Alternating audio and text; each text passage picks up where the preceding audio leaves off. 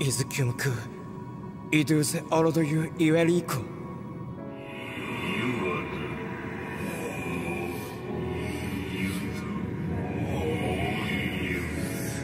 Uronora. Inomotu otunum isarabea. Au kunana, awizi, yeda kunam.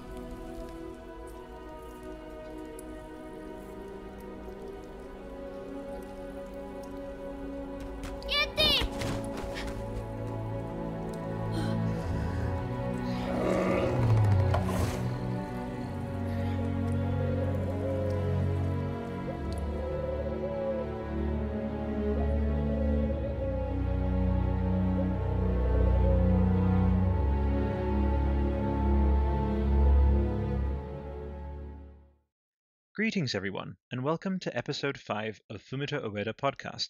I am your regular host, Albert, and today I am joined by my co-host, Naz. How you doing, Naz? How's it going, guys? Yay! Good to have you back. Good to have you back. Thank you. I will crack on for the rest of the intro and we'll jump straight into it. So, for our new listeners, the artist Fumito Ueda, who created Eco, Shadow of the Colossus, and The Last Guardian, is currently leading his new studio, Gen Design, in developing a new title, The Girl and the Sleeping Giant, as we've come to call it. Each week we chronicle the creation of this forthcoming adventure in the form of weekly news, informed and wild speculation, analyses, and more. Interwoven with reporting on and breaking down any and all new developments, we are also revisiting Ueda's first 3 titles, starting with Shadow of the Colossus, followed by Eco, and concluding with The Last Guardian. In doing so, we endeavor to compile a fully comprehensive archive of material, long-form, in-depth analyses and discussions on each character, creature and location, personal stories from fellow appreciators of Ueda's work, interviews, theories, interpretations, and much, much more. The time has come for Mr. Ueda's unmatched and inimitable form of ongoing storytelling, world-building, and overall contribution to the artistic validity and power of this medium, the most profoundly moving and life-affirming art form ever, to receive a thorough, intimate, and loving chronicle, now and for posterity, from the very community that has so embraced, cherished, celebrated, and resonated with the man, his team, and their work for close to 2 decades. We wish to thank you for the privilege of your time in listening in and joining us on this adventure. With that regular rundown out of the way, let's get the show started.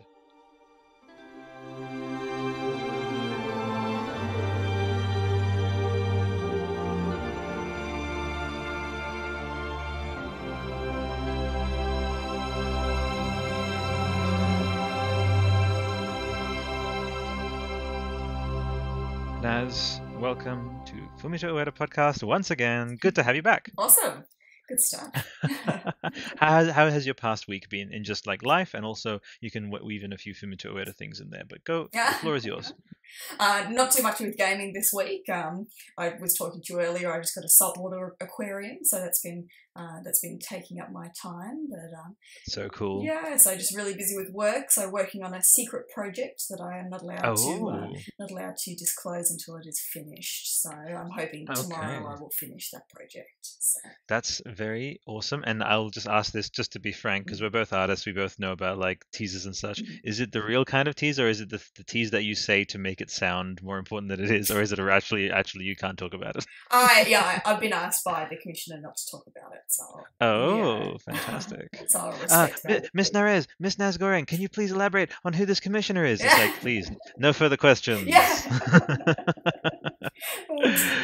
You're all fine, but that sounds good. And I was actually asking for the listeners who will probably eventually listen to the after show where I put all the kind of pre-show stuff. But you were saying about like this sort of DIY project you're doing, and I'm so fascinated because it's not every day that you hear someone be like, "Hey, I'm actually investing on setting up an actual proper aquarium instead of just buying some tank and not knowing the ins and outs." And you were saying that you'd wanted one for a while.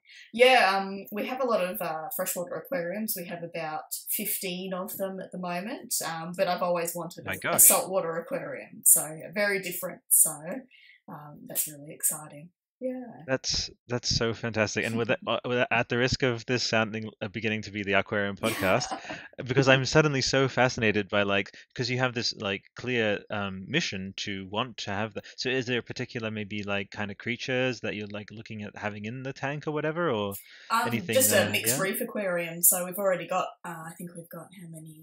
We've got 6 fish in there at the moment. So just some little guys. So we'll expand to having sort of a whole rainbow of reef fish in there eventually. So yeah. Ooh. So the fun part is sort of waiting to see what we'll fill it with. So. Well, the first thing you're going to have to fill it with, because this is Fumito Ueda, is we're going to get you some kind of hydrus. Yeah, exactly. That's what I was thinking. Motif, so that they can swim around and just be like, ooh, Forbidden Lands. Yeah. I think that'd be pretty cool. It would be cool. Too easy. Nice. Well, so I'll go over some of the show structure for our new listeners. So after our kind of Naz and I, we're just going to catch up. And also, for those of you wondering where Logan is, don't worry. This isn't like Black Mirror and he's vanished and we're not going to talk about him at all. And we haven't had a crazy falling out where we were yelling at each other in the rain. Is I thought I knew you, man. I thought we were going to do something special. I thought it was about the music. I'm kidding. First of all, this isn't a music show. And second of all, Logan and I, there's lots of love. It's all good. So what basically, literally is down to time zones. This cursed thing called time zones, which I still can't wrap geographically, yeah, that makes sense. But we need to figure out some way to circumvent time zones. I believe in technology, Naz. Google is our friend. Google is our friend indeed. So at one point, providing his audio has gone well with his sort of solo recording, he's recorded something for us to share on the show for Quadratus, which is the focus of this episode. We will cut to that. If he hasn't, or if it didn't end up coming together from a technological point of view, then we will totally deftly just smoothly go into other discussions. So but so that's that right there. We're going to be covering the second Colossus, and so that's the weekly catch up. All right, I sort of interrupted myself there. Anyway, so the overview of this week's episode, as well as talking about Quadratus, is we are going to expand that out because what we're going to do on this show is to make sure that we're as awesomely comprehensive and thorough as possible. Is we also like to look at nomenclature, and so Quadratus, the Quadratus muscle, and we're going to talk about other four-legged kind of creatures in mythology, and the whole thing of the game having these. We're going to jump into the trivia and everything. It's going to be really lots of fun times. Because we kind of want this to be sort of the be-all end-all. Did I tell you about that, Naz? We're trying to do the thing of it's before each show is imagine if this is the first and last time you ever talk about Quadratus. It's oh, well, now I have to step up to that and jump on the web and do all this stuff, so that'll be fun.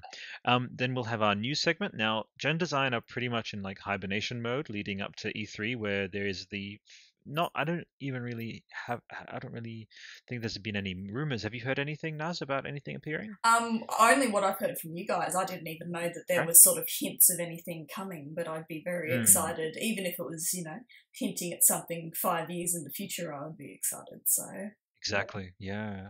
That's a really good tease there. Now, I'm hoping they do even something as subtle as that. Not even a trailer, just to have them make their presence known in some way and be hey, we've had 1 year of dev. This is what we have. And so yeah. So after that, we'll have our Reddit section where we'll just jump. Naz and I will jump on the Reddit, or you can take whatever kind of you got the Googles there, so we can make it work. That just reminded me of the Christopher Walken googly eyes sketch. I'm sorry. Have you seen that one, Naz? Please tell me. Oh, I might have, but I don't remember. You might have shown me afterwards. He's basically talking always about the googly eyes. He's I'm afraid of plants, and so I put googly eyes on them so that they're not scary anymore. It's so. That sounds really good. You know what I mean? And he is the guy that could pull it off. That I butchered him there, but it's so good. So to any listeners out there who haven't seen it, or who are literally having googly eyes, as in rolling their eyes at me, just breaking tone there. But again, interactive artistry is very much about flowing with the vibes. We're not locked into any particular spiel, apart from the intros, which are just mood setting, But so we've had a few people jump off and press turn off their phones. They're I hate this. I'm kidding. All right. So, and then we have main topic. So we're gonna read a bit from the awesome putting my hands together out of gratitude, my man Nick Sutner, who was on our third episode, to sort of bear us hence into our journey, Logan and I, and now Naz, who's joined us on whatever basis. Naz, you're totally free. You can be like, I will shun you for a year and then return, or you can, or you can, as often as you like, to come on to talk about your work and to sort of riff with us. You're more than welcome, Naz. Fantastic. Good stuff. Too easy. And also secretly grateful because you're in Australia time and that makes things real crazy. It's unusual for me to be able to record at this time. Usually it's really early in the morning, usually talking to people in the States. So oh my god, exactly, right? Exactly. So no, that's super awesome and too easy. And so then after that, we're gonna go into our supporter shout outs and into our sign off. So figured I'd do that. So on top of your amazing DIY project, what have you got going in terms of the sculpting sphere? Because listeners, Naz is an amazing sculptor. So if you haven't seen the last episode where we talked about that, but artisan, sculptor, plush artist, all these amazing terms apply to you. So what have you been working on? So I've just been working on commissions at the moment. I haven't got any really... actually, I do have one exciting project coming up that I don't think I had announced last time I talked to you. I ran an auction, which is something I haven't done before, sort of for bid for whatever you want for the most amazing commission you can imagine. And the lovely girl who won it bid for a life-size, 5-foot-tall Crash Bandicoot. Oh, I am in love. Yeah, that's so good. So he's going to be like a screen accurate, replica of Crash Bandicoot, and he's about as tall as I am. I'm not much taller than that, so that's really exciting. So also, Naz, I straight up love your sculpts. Like your work is so fucking phenomenal. Excuse me for it's so well posed and yeah, dude. No, we're fine. We swear all the time. No, Unless I'm just kidding. You're all good. Ooh, good language. Because we're super unfettered with that. We're very post. We break the modern. So everything is like post. We just we snap that in half and just we just go for it. Because it's just again there's profanity for profanity's sake, which is useless and that's okay going too much. But when it's unfettered and it's this is the only word I can really use to convey. And that comes from straight I've actually said that as an adult, but it's on behalf of 9-year-old Albert who loves Pokemon so much. And I'm looking at this. At first I thought it was Entei, but this is Raikou. Oh, I forgot about I just have him up on my screen actually. I finished him just after I finished talking to you guys. So such a naturalistic pose, genuinely looks curious, and again these are little subtleties that maybe it's because I draw and stuff, and I know about posing, and I am really really impressed. So extremely well done, and you're gonna definitely, and this isn't smoke blowing or anything, you're gonna go places with your craft, Naz, for sure. So. Yeah. Cool. Okay, well now, Trico. Anytime I see Trico, it's I just want you never to sell him because just keep him. Just keep him. I look at him every day now, and I'm I can't sell you. I do. Every time I come in, he's in my workroom where I come every day, and every time I look at him, I'm just I'm so glad I didn't sell him. He's so beautiful. Yeah. I mean, it's established that it's a he, but there's a softness to it, and I always got the feeling, even though you played the game, obviously. Probably about 3 or 4 times, I would say. Nice, exactly. So you get the sense, and again, this is spoilers, I suppose, but that I initially thought that they were babies, but this is them full grown. I always thought that they were babies before actually seeing the rest there. I thought the same with their wings too. Before you see their fully fledged wings, I thought, why does he have these little stumpy wings? But yeah. I have a prediction. So Naz, you're gonna get a client maybe from the Arab Emirates, be 10,000. You don't love it so much anymore, right? It's no. So I predict that, but I also predict you're gonna get based on whoever gets this one. I because it's that good. It's in museums, there are certain things that when they're made to a certain level of craftsmanship, it's it's in their destiny to have someone be give it to me, whatever, and they just blank check kind of thing. So what I also think though is going to happen is you are going to have someone be can you make me one of the other Tricos but with the wings extended? Oh, that would be epic. Yeah, in a flying pose that you can actually suspend. I think Guillermo del Toro might ask you for one of those. Oh, I would definitely say yes. Yeah, absolutely. I also we are only another one. Sorry, I would like to make. Not that there's any official art for it, but I would love to make the baby Trico that was sort of alluded to. I wish if I could. ask for one sort of teaser or thing that wasn't revealed from the game, it would be to see the baby Trico. That would be Oh, my pick. well, that's amazing, Nas, and we're only a couple degrees away. So, Nick, who we interviewed, knows Greg, who knows Kojima, who knows cool. Guillermo del Toro. Yeah. So, and so also who interviewed Fumito Ueda. Cool. So, like, I'll see what I can do. I'm kidding. Like I have any leverage, but who knows down the line, because the idea is, I don't know if I think we may have even discussed it on your episode, Naz, but the plan is obviously way down the line as we build into what like the fullest version of what interactive artistry will be, is the idea to have a museum of interactive artistry. Yeah. And it's like, this is super early on. I'm gonna be playing this actual audio in the museum Cool. at one point, and I'll just be like, yeah, because it would be so neat to have one of your work on display in this like hypothetical museum at one point. Hey, what do you reckon? That's, what I would really love my work to become eventually is sort of stuff that is either displayed in like galleries or studios or things, sort of to that end, like either film or game, that sort of thing. So yeah. Absolutely. Yeah, that's kind of exactly what we want to do. Is like, for example, at PSX, they had this. They're doing them more and more often now. And I think you'll probably get involved in one of these, unless you already have. Is they set up displays for game promotion, right? Oh, that's and cool. and they commission artists like yourself to create sculpts. Oh, that's awesome. And Sign they me did up. this actually. Yeah, hell yeah, absolutely. To any promoters who, we've had Naz, the writer of God of War, actually chime in to us on Twitter and be like, I listened to you guys, this is really great. Yeah, and so we're part of the same network. He's probably aware of our other shows, so it's we there's a higher likelihood than not that people from the US and like people close to those kind of things is like, hey, yo, check out Naz's Instagram. It is Nazegoreng, Nazegoreng, right? Now, did you look that up or did you spell it off the top of your Straight head? from my mind. Oh, good job. Straight yes. from the top of my dome as I rock the microphone. Good stuff. Okay, because we always look after each other. Yeah. Okay. Yeah, I got you. Yeah. Yeah, and I'm hoping that as I sort of make more sort of replica sort of work like that Crash Bandicoot like Trico, that I can sort of get more into those realistic sculpts. So absolutely. That's going to be so good. I can't wait to to see your work going forward. Yeah, same. It's exciting. Cheers. Yes, we all help each other here. Absolutely. Okie dokie. So well, I'll just throw it was there anything else though apart from like other games that you're playing, games that you're looking forward to? Have you been jumping into all the sort of God of War hype at all?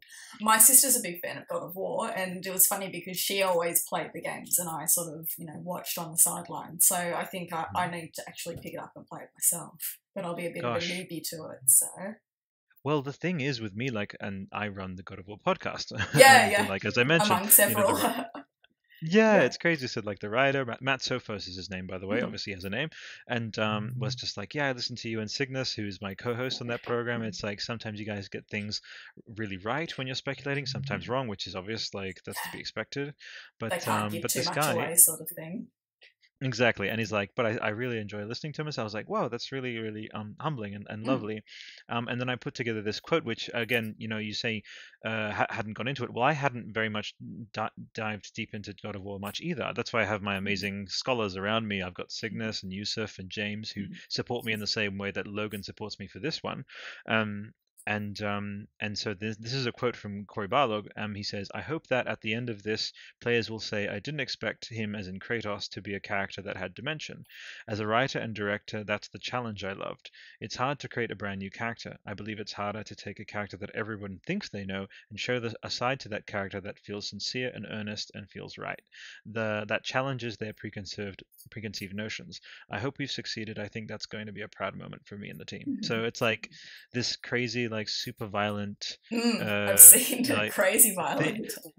Super violent franchise has now become this like paean to like reconnecting father and son story. It's so good to see like that maturation. Like they still have like obviously the combat and stuff, but they're basically like, you know what, the story is worthy of being more dimensional and more emotionally intuitive.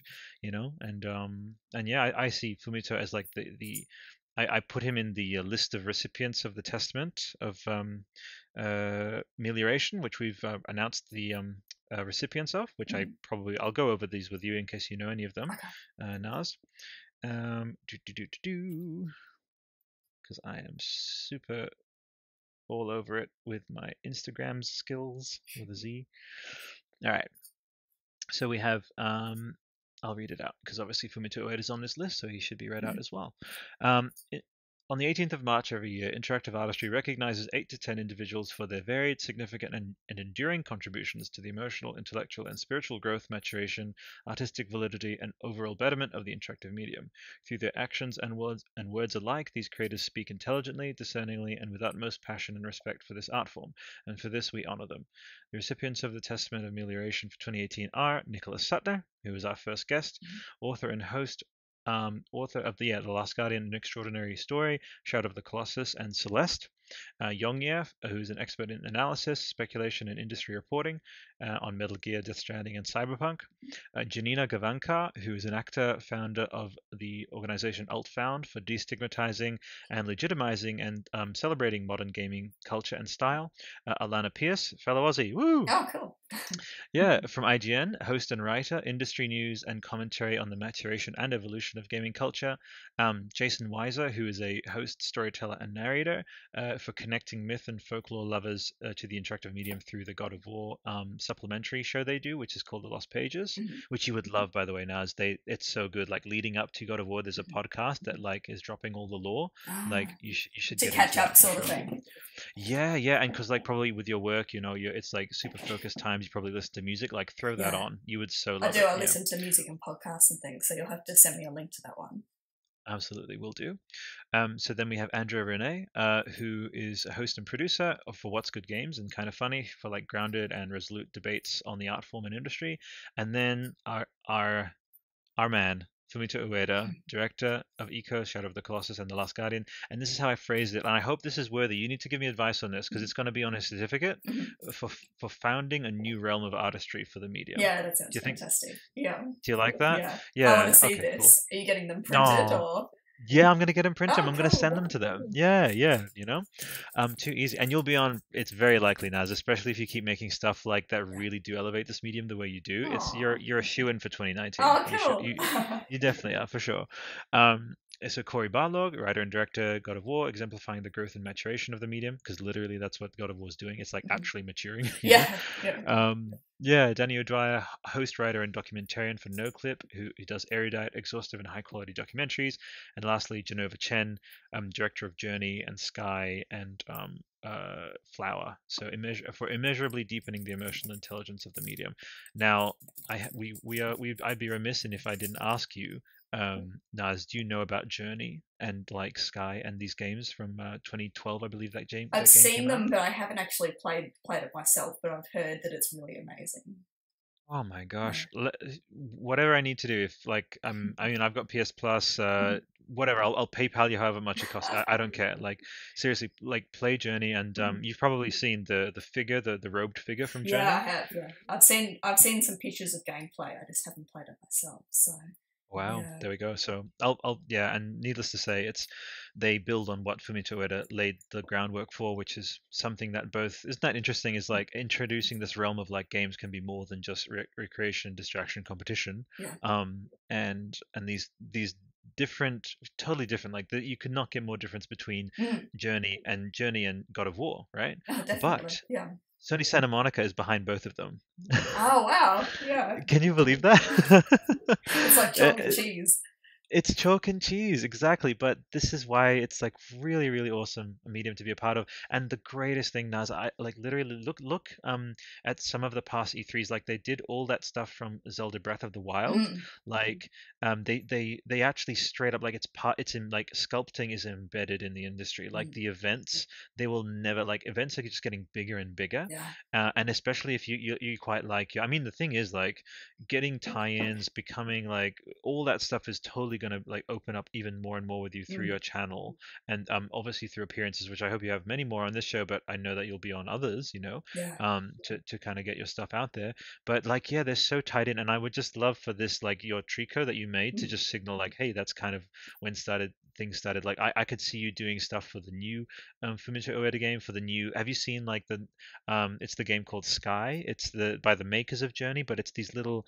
They basically are like plushies running around. Oh, They're so really? cute. Yeah. Oh, Yeah, cool. it's Yeah. absolutely, and they have these sorts of these capes, and they kind of look like it's so really lovely, and yeah, Fumito by doing what he did in 2011, he really was like, hey, here's a new language we can use, Yeah. and so yeah, all the good times, and I think the reason I can connect with you having put that much time into Mm. Toriko, and because it is, I could only imagine feathering each of those damn feathers would have taken you so damn long. There's, You know what I I watched mean? a lot of movies.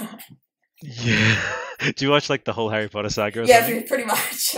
You did? I was just joking. I was just Oh, like I don't think I kidding. watched Harry Potter, but I think I watched Okay. several movies and TV series and all that sort of thing. So yeah. I'll do my best, Snape. Mr. Potter, our new celebrity. Sorry, I opened up the vowel there at the end like a 90s singer, Yeah. you know? I think Exactly. I got into listening to Dungeons and Dragons podcasts at that time, Oh, which is a huge nice. time sink, but they are amazing. And most episodes go for 3 or 4 hours, and there So are good. hundreds of episodes out there, so definitely a good time sink if you're just gluing on thousands of feathers. So Amazing. yeah, And yeah, so that's and what I was gonna say is like it takes something that you resonate with for mm, way more like because like Nazi and I we know that like from doing if you run out of energy on something mm, you don't start a work unless you know, hey, I have the pull towards this creature or this yeah. towards this subject to carry me all the way through. Like you wouldn't start a project if you didn't care, kind of thing, Oh, you know? I think it took me probably 6 months from start to finish. Obviously, not working full Wow. time, but I'm sort of working on that fairly frequently. And I would not have put that much time into something I didn't really care about. So, And here's something else. And then you, as you said, every time you go into a workshop, like it makes you mm, smile. And how about that? You're not even sick of the thing, even though you spent six yeah, months on it. that's That that's is the the thing. power. Like most of the time, I don't get really attached to what I make. A lot of people sort of when they buy a plush or have a plush, they sort of see it as alive, but I mostly see my work as, I've seen the process of making it, so Yeah. I don't look at the work that I've finished usually and think, okay, that's alive, that's this creature. But when I look at Trico, it's almost like I forget all that work that went into Yeah. him and he's just him. Like, And you can just tell. mm. It's right there. She's sorry. I keep saying can't calling it a she. I gotta, but he is right there, and it is in the eyes too. It's something. It just feels like it's been like almost photoshopped out of the game and into your workshop. Like Yeah. it's just direct one-to-one authenticity. And I will see somehow I'll just be like, yo, I'll maybe tell Nick, hey, just like send him a picture of, the guy who I interviewed, right? That'd be cool. And yeah, and he Yeah. spoke with and like email contact with Fumito. He's just like, just send this to Fumito, please. Yeah. And I just want to see if he comes back to me with anything. It's like, oh yeah, I showed Fumito, and then I can pass that on to you. That'd You be know what I really mean? cool. Definitely. Yeah, Yeah. absolutely.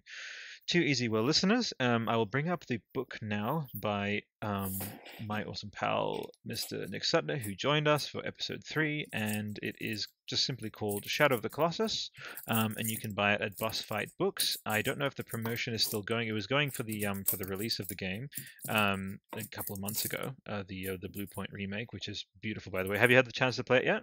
No, but I've been watching a whole bunch of footage of it online, so I do need to buy it. Amazing. But it's just makes me drool when I watch it. So Okay. I'm keeping a running tally, and this isn't like patronizing or anything. It's just like no, because I vibe with you, and it's like we need to get you to see. So you need to see Last Jedi. yeah, You need to check out Journey yeah. and Yeah. Sky. I'm And honestly, I'm thing, the most terrible gamer. I don't play like a whole ton of that's games. great. I just sort of have these select few that I sort of really get into. But You and I are total kindred spirits yeah, that way because, and again, you don't have to be like, hey, my quantity of the everythingness of gaming. Isn't that my gauge of how much I love gaming? That I must do this to prove this is like no. yeah, In fact, sometimes showing restraint and being like, you know what, I won't just cast my net that insanely wide and spread things too thin, because what it means is like this certain things from this medium call out to me to a level where they made me want to start a network of podcasts, right? But I won't tell you, like, Naz, I don't play games every day. Shock, you know. I kind of assumed that you did, but yeah. Yeah, no, like I research about them every day. Okay. I write about them. I listen to shows about them. I do my research and everything. I'm fully invested, but like I savor them, you know? Like, and yeah, you know, it's important to do that. Yeah, for sure. Okay, well, you know what? I'm just gonna bring it up. My phone crashed, which is so ironic because iPhone X. Oh, really? Oh, no. You think that you spent enough on this thing to not have it crash. But anyway, so we will go over to the chapter, which is basically the one that follows, obviously the one we were reading earlier, which is the Raise Thy Sword by the Light. And the next one is In the Seaside Cave. So I will read a little bit of a segment from this, if that's okay. So, thy next foe is in the seaside cave, it moves slowly, raise thy courage to defeat it. Right. Before heading out, I traveled deeper into the shrine instead, retracing Wanda's steps back to the cylindrical room of the opening cutscene, running all the way back up to the spiral ramp to the very top. It's real, walkable architecture in the game world. Very little in Shadow is purely set dressing, or built for just one purpose and then thrown away. Touches like these help the Forbidden Lands to feel more like an actual place that can be deeply explored should your curiosity take you there. You're limited only by the towering cliffs and perilous drops that border the edges of the world. Mono's altar is comprised not only of the pedestal on which he lies, but of a tall, shapely column of stone that extends down from the ceiling before flattening out to the rest of a few feet above her. It's wisely designed not only for the visual gravity it lends that part of the shrine, drawing all eyes to the altar, but also serving as an obstacle for more curious players who might seek to climb on top of Mono's resting place. There's an interesting impulse in some players to break the intended immersion and instead be playful in all serious spaces, like driving the wrong way around the track in a racing game. I tend to fight off the desire in the spirit of staying in character, but I have friends who'll jump at the opportunity to bring about chaos or narrative friction. Looking at you, Brendan. He's shouting out someone that he knows. The world design of Shadow tends to minimize those opportunities, stopping players from desecrating Mono's altar, riding aggro off a cliff, or otherwise creating dissonance in the experience. Right, so he goes on to say, I follow the light of Wanda's sword to the next colossus curving round and behind the shrine, further reinforcing the massive scale of the game and making sure I'm aware that my starting point is surrounded by explorable land on all sides, not just across the southern horizon. The light takes me across a natural stone bridge that spans a wide canyon and down a long cliffside slope that ends in the shady shores of a beach adjacent to a misty enclosed lake. I can feel the coolness of this place, a nice contrast to the sunnier expanses above. One of my favorite touches here is the visibility on the very bottom of a few of the supporting beams on the bridge from the game's opening, huge columns embedding deep into the base of the canyon. Again, Shadow's architecture helps to tie its world together, naturally stitching new locations to previous visual landmarks. I explore the beach for a bit, even wading out into the water, before checking the light of Wanda's sword again, which points to a huge walled-off cave nearby. A familiar, mysterious tune plays, letting me know that I'm in the right place. As I venture even closer, a cutscene kicks in as my enemy bursts through the wall and out of the cave. Quadratus, nicknamed the Mammoth in development. A giant four-legged bull-like colossus. The music changes to a more frantic clip, racing towards a resolution of its own. By the way, listeners, I'm like jumping all over the place, so you definitely have to grab the book. I don't want to just like read the whole thing. It's so beautifully detailed, and I don't want to give it all away, but I'm just reading like parts to sort of maybe like tease you to going over and just grab it. The ebook, it's just so amazing. So go right ahead. So Quadratus walks on massive hooved feet, peering down at me from between sharp curled horns, one broken off near its base, the bottom of its chin jutting out in stony columns like the front of a snowplow. His construction highlights a more distinct meeting of stone and moss, looking more like armor or an exoskeleton than rocky flesh. His back and the tops of his legs have plenty of stony architecture that might be able to be gripped, but his lower legs that stomp around me are layered in a smoother stone, so the path to my ascent isn't immediately clear. As one of the least abstracted Colossus designs and a star of much of Shadow's marketing materials, Quadratus is a regular recipient of fan art homages. There's a monument to him recreated block by block in Minecraft, an impressive papier-mâché replica covered in what looks like real moss, complete with eyes that actually light up, and countless entries in a lengthy DeviantArt thread highlighting arts and crafts projects. Hint, hint, nudge, nudge, Naz. Inspired I by was Shadow. thinking that. Yeah. As much as I've loved and thought about the game for over a decade, I haven't taken a deep dive into its fan culture until now. Much of it simply a love letter to the game's memorable Colossus design. Even stripped of all context and placed on a table or a blank canvas, the designs are still wonderfully evocative. So there is your tease for the chapter in Nick Sutner's book. So, Naz, what do you think of Quadratus? I'm really glad you had me on for him, because for me, I think he's probably, at least visually, my favourite design. I definitely, if I think of Shadow of the Colossus, he's probably the Colossus I think of first. Yeah. He's just really memorable. Yeah. Oh my gosh, yeah. I immediately think, I think I set the precedent for this with the last episode, but I think of the minutia, right? Things that just scream out to me about my encounter with the particular Colossus. And as I mentioned for the first one, it was that sort of melancholic thing that just captures that character. It's just this little wabi sabi, whatever you want to call it, this sort of je ne sais quoi type thing. So when Valos drops his club, it just slips from his fingers, and just that action of the fingers like expanding out, then there's the club just sliding through them, and now he's dead, kind of thing. For me, you'll see this with you probably know this from having looked at like reference images and maybe seen like films and even whatever with like horses, when they're wounded and like their leg is like kind of broken or whatever, it folds in a very kind of like queasiness inducing way. It's just like that shouldn't be bending that way. And immediately when that happened to Quadratus, like my pang of empathy came right then and there. Massively. It's so tough. Yeah. I think he was I think we talked about this last episode, but for me I think he was one of the hardest to kill, because I don't think he makes any aggressive action towards you, does he? I don't think he does anything. No. Apart from treading on you by accident, maybe if you get too close. But that's right. Yeah. That's right. And so I'll just read an extra little bit here. So all told, Quadratus is one of the easier colossi once you've found your way up. Simply destroy the sigils on the base of his backbone and his head, but serves an important early lesson in familiarizing players with the more animalistic colossi. I remember having a tough time spotting the sigils on his feet and finding a way up the first time, which only adds to the appeal of replaying Shadow. Problems that once felt overwhelming are often simple to execute once you've solved them. Despite all the moving pieces, Shadow is a puzzle game foremost and an action game second.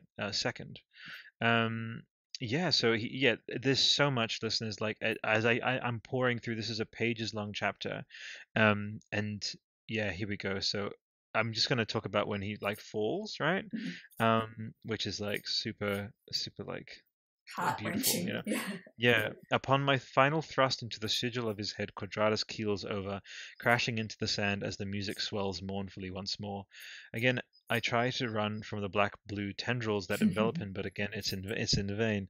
They find me, and I'm whisked away. You can't run away from your guilt or your, again, insert metaphor here. You can look at it in so many ways, Again, I try to run from the black blue tendrils in vain. They find me, and I'm whisked away to the tunnel of light, and then wanders back in the shrine unconscious with two shadowy figures standing over him. Quadratus' statue bursts and crumbles as wonder awakens, ready for Dorman's next set of instructions. Where Valus brought me across the southern plains and up a cliff, Quadratus took me across the northern land bridge and down into a canyon, giving a sense of the verticality and environmental breadth I'll be exploring in the world. I've already used both my sword and my bow, taken on a Colossus alone and with aggro, and fought both bipedal and quadrupedal opponents. If Valus had been a carefully crafted introduction to the Colossus battles, Quadratus was the first test to see if I'm paying attention. Oh, I love that. It's fantastic, yeah. So good. Too easy. Yeah. I have one riff with you about Quadratus, right? Asymmetry in design. Yeah. Take it away. What do you think of just like characters that it's just like, I know, for example, with like, I don't know if you sculpted her, because you just have so many works that you're very prolific. So Fluttershy, for example, like I know this is out of nowhere, but like she has a big flop on one side, Yeah.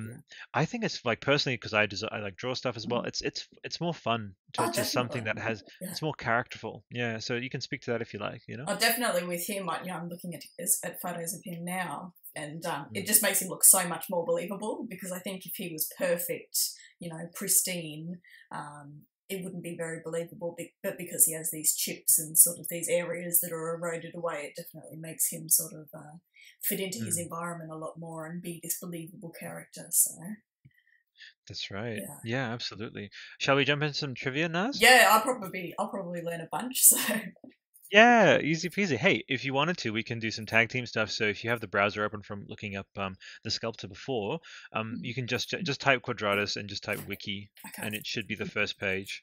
Oh, actually, no, sorry, that brings you to the Quadratus muscle, which we will be talking about. It's like the fifth page down. It's like teamico.wikia.com. Yeah, too fandom easy. powered by Wikia. Indeed. So I'll say this off the top. Maybe it'll end up occurring in the trivia, but just humor me while I at least think I feel like that I've caught on to something that maybe the page hasn't, which they probably has. Yeah. But Quadratus is the muscle near the back, like the lower back, and Quadratus has a sigil near his lower back. That makes sense. There you go. Yeah. There you go. So take it away, Naz. Just read straight up from the Wikia. Okay, as well as being the first quadrupedal colossus, Quadratus is the first colossus that can be fought with aggro. So you can bring him with you with that fight. So yeah. Absolutely. Fantastic. Is this from teamico.wikia.com? Yep. Oh wow! Okay, because my first page, my first info that comes up is the nickname given to the second colossus resembling a bull and a mammoth. Its lair is just north of the shrine of worship, underneath the Great Bridge at the bottom of the Great Canyon. I thought I thought we were reading from the trivia section, so we're starting from the top. My bad. Yeah, no, that's started from the bottom. Now we're here. Sorry, I am the worst. I am just gonna be the daggiest dad one day. Yeah, they'll be like, you'll be please singing stop. and. Exactly. Just like I will be the daggiest dad. That's just gonna be my thing. Okay, sweet. So actually, you know what? Whatever you like, you can read. I mean, I've just read the first part. We can go through. Actually, let's do trivia. Okay, so you started now. I'll go. Okay, so Okay, Quadratus is the only colossus to break out from behind a wall upon one's arrival. Barba is behind a wall initially, but rather than breaking it down like Quadratus, the wall slides open for Barba. Interesting. Okay, you take the next one. Yeah, I kind of wonder, I guess it's just for dramatic visuals, but I wonder what he's doing behind that wall, in the game story. But Quadratus is the second tallest of all the colossi. No way! I would not have guessed that. I thought she was tiny. Standing at a rough height of 98 foot, the only colossus that stands taller is Malus, who's almost twice as tall. I would have thought that Quadratus would be one of the smaller ones, but I must be wrong. No, this has to be wrong, because Phaedra is this giant giraffe thing that has to be taller. Yeah. I don't know. Okay, listeners, we're doing an emergency Google here. Colossi size chart, which you don't have to even specify because there's only one kind of Colossi size chart. Holy crap! It is?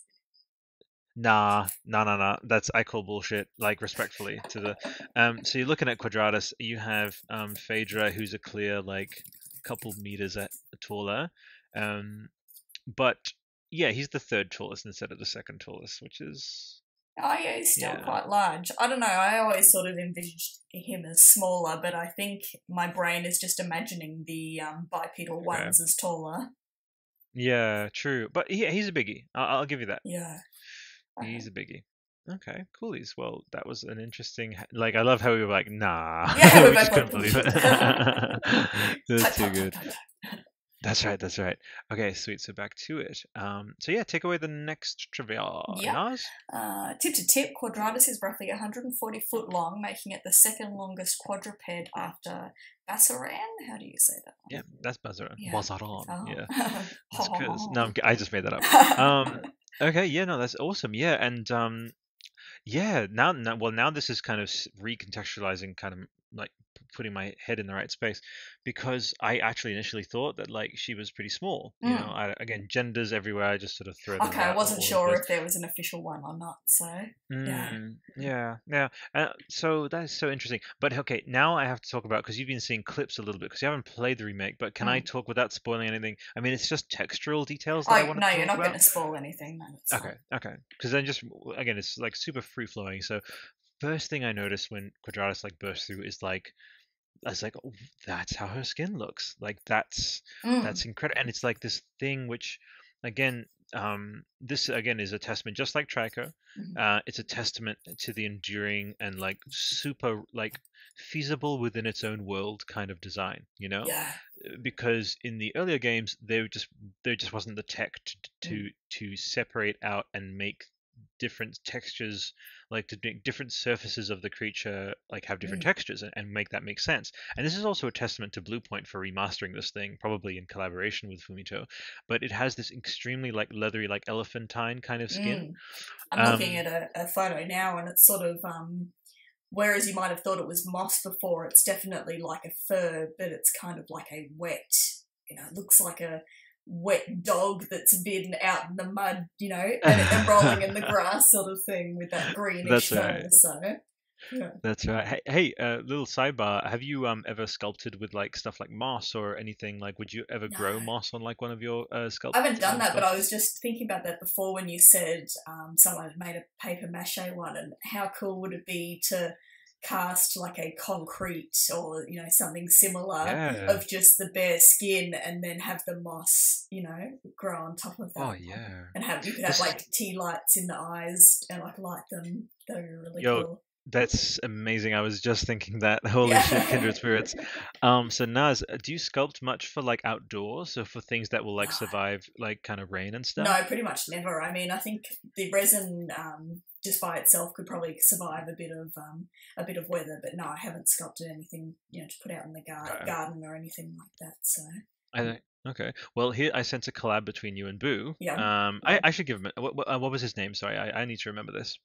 Your partner. Oh, Ray. Ray, yeah, Ray, exactly. It's funny. It's so weird because my girlfriend's name is Ray. Oh, really? I don't know if I covered that. That's so cool. It's so fun. Very easy to remember. So you're saying like if he does like DIY stuff, you guys have to collab at one point for like an outdoor either Quadratus or something, where it'll actually take on to its environment outdoors, and like that like moss will grow on it, and it'll just like something, because I already see in my mind's eye, if this is even something that you guys could probably see yourself doing, or if you may even get commissioned, who knows, but or just maybe the notion itself of like someone being like, hey, I'm actually going to make these things and like make them like quasi topiaries. Yeah, that'd be really cool. I'd probably need to send it somewhere more damp. We live in quite a hot hot and dry place, so I think it would just get baked in the sun. Up here, it would need to go to sort of like a lush tropical kind of place. I would think so. True that. Oh wow! Yeah, I'm just thinking all the possibilities. Yeah. You'll probably need to make more the desert kind of colossi when we get to those. Yeah, that's more suitable for the climbs. Okay, so we'll jump back into trivia. We're very tangent friendly here on Interactive Art. Yeah, I gotta find where we were. Okay. Yes. Amazing. Okay. Oh, quick little audio test. Am I coming through as an echo whatsoever on your recording? Because that could interfere with me layering our tracks together. Just checking. No, because I've got my headphones on. So. Oh, you're a legend. Yes. Naz is like all over it. Okay. Sweet. So we were up to tip to tip, and now for me. Okay, so Quadratus shares something in common with Bazaran. They both have weak points located on the bottom of their feet, which must be exploited in order to gain access to their weak point sigils. Right. You take the next one. I do remember when I first played the game, sort of in line with the book you were reading. I remember not being able to find the sigils on his feet initially, and then seeing them and being like, that's really clever. Quadratus makes a lot of elephant, like roars and bellows. I'd have to go back and listen. Yeah. Nice. Isn't it funny? Skype kind of makes us like unintentionally rude to each other because we keep talking over each Oh, other. it's so But difficult. Yeah. I know, but it's all good. We'll push through. It's all right. But no, I agree, and I just wanted to bring up like just talk about elephants for now because like they reoccur quite. We already talked about like the skin kind of having that texture, and I think Blue Point probably looked at that as like, well, where do we look for in terms of inspiration for like something that feels right but wasn't defined because of the pixelization, and it wasn't because of PS2 graphics. We couldn't really tell what that material was because they had that like that has to be recognized. Like, and this is daggy, but I tend to do this when it's like super special. I'm just gonna like stand up and like give a little clap. It's the daggiest thing. I don't care how lame I it even is. heard the chair But slide out from underneath. thank you. Oh, I'm so glad. Yeah, I'm for real. See if anyone doubts, Naz has the cat-like ears Yeah. to be able to tell that I'm being genuine with this stuff. But no, in all seriousness, like Naz, like they had the PS2 game, they had input probably. They had this communication with the original studio who made it and Fumito. I was going to say they that had surely they would have talked to the original artist, the texturing and the original artwork sort of thing. And they would have gotten pointers, but like to actually execute it in a way that the best sound designers, for example, they say I know my job is done well when no one notices it. Yeah. When it's just seamless and it's like, oh, that's just what that would sound like. And that goes for like sound effects, that goes for just how they translated it. So like super big ups to people at Blue Point for like, I'll say this probably now, as you know that I'm going to say this for every damn Colossus. It's like I just can't help it. I love them so much. They're so talented, and they're working on another remake. Did you know this? Do you know what it is? I could pretend that I do, but okay. that would be lying. No, but I have a secret hope that it is like Vagrant Story because we're just covering that on the main show. Okay, cool. But what would you like it to be? I am one of the billion people who would like an original Spyro trilogy remake. Oh my god, Naz, I am like all the way Spyro. Yeah. And by the way, this may end up being another thing that for you and the list. Because and by the way, throw things to me too. Like because I'm throwing things at you. Definitely like anything that riffs about like what Intellectual Artistry is about or whatever you think. I'd be more than happy to. But you do know about Temeraire, right? No. What's this? Okay, we're pausing. Okay, listeners, and this is actually we're pausing everything. So please kindly bring up your Google now, right? And you need to type TEM, Temer, RAIRE, Temeraire, and just type dragon. Temeraire dragon. Okay, yeah. So this is a series of novels. Get this now. It's written by Naomi Novik, right? It's 9 novels. Okay. Peter Jackson optioned it for production into either a film series or a TV series. Cool. It is okay. Are you sitting down? Make sure you're sitting down. Okay, this is Dragons in the Napoleonic times. Oh, I can see some of the artwork. Okay. I hope they do. I'll it justice. see you later. That looks amazing. Okay, it's like, and this is the moment where Naz slowly drifted away. Yeah. And no longer, literally, Naz, like, do images. Now click on images. Like, tell me what you think of this. Yeah, I'm looking at some of the artwork. It looks unreal.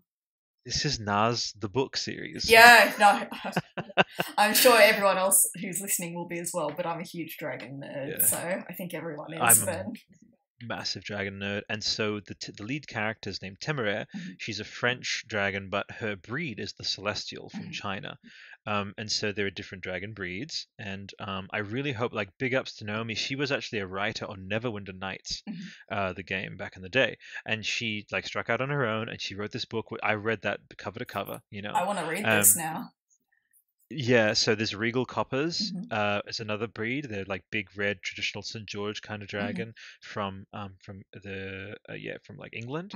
There's also the other breeds. One is the Winchester, which is like a smaller, more tactical kind of Spitfire kind of fighter pilot kind of dragon. And they have fights in the air. I was going to say that they obviously ride the dragon. Yes. Yeah. Yes, they do. And it's like an air force. And it's like, what if the really Napoleonic Wars?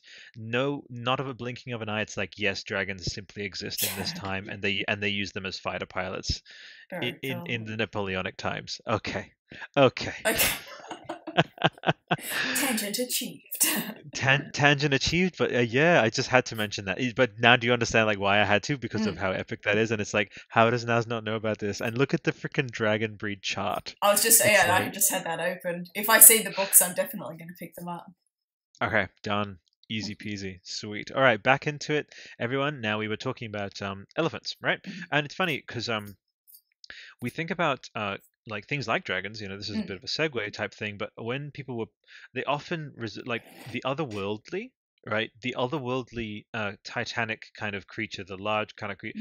I've heard the elephant being used so much, more than any other creature. It's like, for me, something about elephants kind of fringes a little bit on, like, it's in the same way kind of dinosaurs I was do, just about to think that, it's sort of that leathery skin that you imagine that they would have. Exactly. That you imagine both like things like dragons, mythical beings and stuff, but yeah, definitely Quadratus in this case. And it's that sort of thing that brought the design closer and made it feel, as Nick said in his book, like a place that you could actually go to, and yeah, no, so cool. Have we done with trivia? I love our tangent taking, but I can't remember. I think we've got a few more.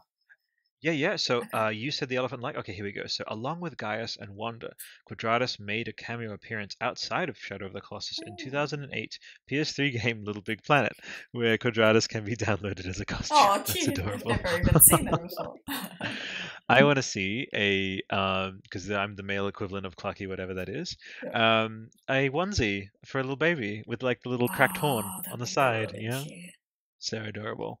And yeah, but another thing I wanted to say, it's weird because I go into that, which is a very sort of like merch kind of sort of subject angle, but weirdly, as soon as I thought of the cracked horn, I was like, holy shit, the motif of horned creatures is so strong with Fumito, and cracked horns as well. Yeah, now that I think about it. Yeah, and so for me, the symbolism of that is that basically Eco and Shadow are such like drastically different games from a narrative point of view and a gameplay point of view, that I feel as though it's like after Valis like set the stage. Oh, by the way, it's Colossus. You're climbing them. There's your basic introduction. For me, it's like, as in Fumito's like, oh yeah, as Nick said, you're paying attention. Great. Well, let me give you a thesis statement of what this game is. I'm cracking the horn. I'm breaking what Ico once was. Yeah. And that's how I read the symbolism there. It's like I've snapped that off. So there's again maybe these things that may be like subconscious influences on like visual design, but the idea that he's like taking the icon, which is in his like the horned boy is was an icon of Ico, and he just like snaps that off and like, nope, this is a different game. Yeah, that's funny having the horns in all three games. Maybe we're reading too much into it, but yeah, that's interesting. That's half the fun of this, Naz. Yeah. It's half the fun, And the thing is, symbolic readings, right? Yeah. Whether intentional, a lot of people like, you're reading too sometimes, not like singling out yourself. Like I get that all the time. Like, oh, reading too many. But the thing is, the exercise of like it's like stretching. It's like going for a run. It's like the exercise of going there without taking yourself too uber seriously and thinking that you're some kind of like uber. Like I don't. I just have fun with this, which is what Interactive is all about. Is like, it's like, as I call it, just riffing. It's like, it was enriching for me to do that and to go there and to think about it regardless of whether or not it was intentional, and which tends to shut a lot of people who have that stance of like, but why even do this up? Because it's like, well, I'm just like engaging with this material, getting more out of it. It's something I'm doing. Do you find that you like find yourself doing that, and with certain things like reading extra layers into them? Yeah, I definitely think that there's so many shows and games out there that headcanon is such a big part of, like that where headcanon can potentially become this huge portion of what people appreciate about a game or a show and things like that. So definitely not going to sneeze at it sort of thing. So I dig. Yeah. Nice. All right, you take the next one. Okay, big one. Okay, when Wanderers on the land bridge going from the shrine of worship to Quadratus' area, the water will appear blue. However, when Wanderer approaches the other side of the bridge, it will turn a greenish shade. If Wanderer jumps off here and lands in water that is deep enough for him to survive the fall, Aggro will have to run down on her own down to the beach. Strangely, when Aggro gets to a certain part coming to the beach, she will fall off the ledge but will be unharmed, despite the 100-foot fall. I want to see that. Yes, Aggro is invincible, and that fits thematically with me, even if it's probably, likely, definitely a glitch. Yeah, it would. It's like Aggro is your your rock, as they say. Yeah. You know, he's the Artax in a way, the Oh, Artax that doesn't definitely. sink. Yeah. Yeah. And I just, anytime I talk with you about like this stuff now, it always reminds me, because you're like a horses person. I'm like, it's just like horses are so great, Yeah. and Fathiers are really great too. But I'm not going to talk about them because this is a Fumito Ueda podcast. Shout out to The Last Jedi. All right. But no, like another thing I want to say, because obviously horses, four-legged, right? And I want to talk about like, so with the approach to Quadratus and everything, and like, what did you like? Because we, you know how like Logan and I and you, on the last one, and yourself, we did the sort of different categories, like how did the battle make you feel, and all these things. I'm actually trying to like track down those 4 questions, which was so great, but like they were very pretty basic questions. So Yeah. what did you think of like the approach into Quadratus' area, just like on the back of Argo or Agro? Oh, it's an epic area, and going down. You just think you're going to fall down every 2 seconds going down that tiny little sliver, but it's definitely an intimidating area when you get down onto that beach. Yeah, That's right. Everyone keeps saying beach. I hadn't noticed any water. I thought it was just like a sink. I didn't know if it was a beach or just sort of next to a river or something like that. But Right. There you go. Okie dokie, so I'll take the next one. So on the back of the Shadow of the Colossus PS2 case, where it is shown screenshots of the game, Quadratus' early design can be seen in one of the... so that's pretty cool. Again, iteration is part of these things, so you can take the next one if you like. If one falls to the ground after doing significant damage to Quadratus, it may attempt to flee. I haven't seen that. Oh, I want to see that. I know. The pathos, though. Yeah. Leave him alone. Oh, yeah, it just makes me feel terrible. I know. But he's got the love of his life, / his mother, / his sister, / whoever to save. So there you go. Okay, what's the Naz hot take? Who's your theory on who Mono might be? Oh, I would just say a love interest. That would be my main guess. Yeah. It's certainly the most classic. Yeah. But I guess you can interpret it how you want. But yeah. Listen, it's his transgender uncle, okay? Oh, jeez. He doesn't need your judgment. I'm kidding. Shout out to all transgender people. I love you all. It's all good. But I could imagine like Fumito just like having fun with that. Coming out with this totally different thing. Yeah, exactly. Yeah, subverting expectations. Yeah. For the sake of subverting expectations. Okay. So if okay. So Quadratus is one of the main. Actually, have I taken? I cannot steal if it's your turn. No, it's your turn. Okay, Albert, do something for once in your life. Okay. Quadratus is one of the main icons for the game, as it appears in most of the promo pictures and advertisements. Cool. Yeah. Another pretty obvious one. You go ahead, and you close us off.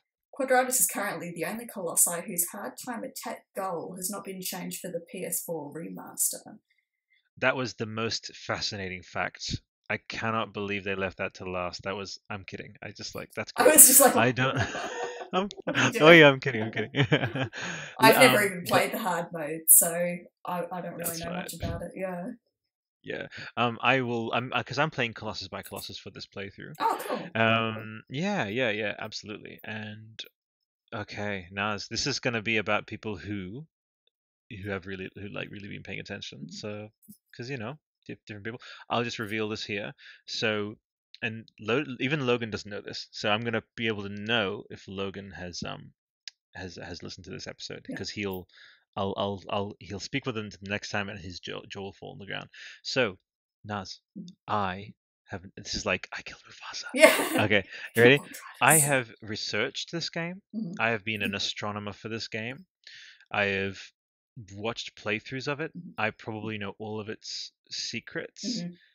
But I have never, ever played the game in full. Oh, really? Now. Wow. Can you believe that? And what is the reason that you've never played it in full? Because, and some people might roll their eyes, is this notion that I had really ascribed so much like importance and so much, as I said in the the Testament of Amelioration, like he is so formative to my core of what I do, and essentially almost to like who I am with interactive artistry, that I was almost afraid that it wouldn't match that expectation. Okay. Yeah. I had built this perfect image of what Shadow of the Colossus was, and I am very pleased to say that the thing that broke me through the first Fumito Ueda game I ever played was The Last Guardian. In full. Yeah. You know, I had popped in Eco when a friend of mine lent it to me. Yeah. I had popped in obviously Shadow like when I rented and stuff, but Logan doesn't know this, you know. Yeah. And this goes for like, I wouldn't obviously, if I went up to someone who's like, hey, an astronomer who is like, you know what, I think it's time I actually want to go outer space, you know, I would be like, yo, you just had your relationship with it, that was your kind of thing, and I like, no judgment on you, man, like you looked at it from your point of view, it doesn't take away from your passion from it, but I know that there are going to be some people, and I'm prepared for it, it's totally fine. I have a very different relationship to games in the way that is the sort of conventional way. I really look at their formal qualities a lot primarily. I love gameplay. I lose hours into gameplay, absolutely. But my primary relationship with this isn't some pretentiously kind of like trying to just like, oh, games is that kind of thing. I love playing them. It's not me just trying to like, you know, if I was like fussy on my plate and moving the things I don't like, it's like I accept all of the medium of what it is, including the ludic aspects, the competitive aspects. That's fine. I just know that there are a lot of outlets that out there that cater to that, and for me, this was about just like, this was like, say if I was like an art student and I had read about Mona Lisa, done all this research, and I was maybe like, and I'd become an expert on it to some degree, and I just hadn't done it yet because it was like, it was just I'd built it up into this thing, you know. But the most like, I just like heaven shattering thing is that as soon as I put it in, it was a trillion times more amazing and immersive and like goosebump inducing than I ever could have imagined. And I was like, and I almost cried. I was like, that's Fumito Ueda. You know what I mean? So I figured I'd, to people who maybe we'll see if we get any comments or anything, but yeah, that's me with Fumito, and I hadn't really shown that until this is the 5th episode, but figured I'd share that with yourself there, Naz, because you know you said you played him. Yeah, there you go. I definitely I feel a bit better, you know, relating to you a bit more in that I, you know, sort of haven't played a whole lot of these games, but I sort of get absorbed in the lore and the appreciation of them, sort of thing.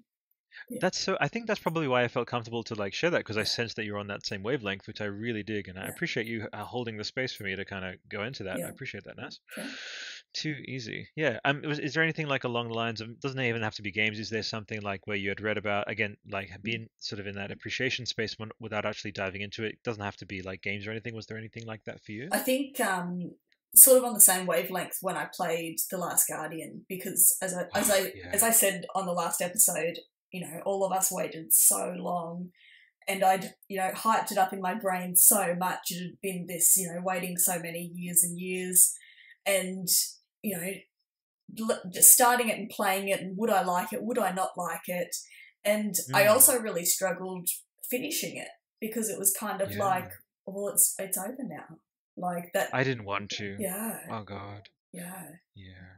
So crazy. That was kind of like, oh, that excitement of all those years of waiting is finished. So, but I'm glad I did finish it. So.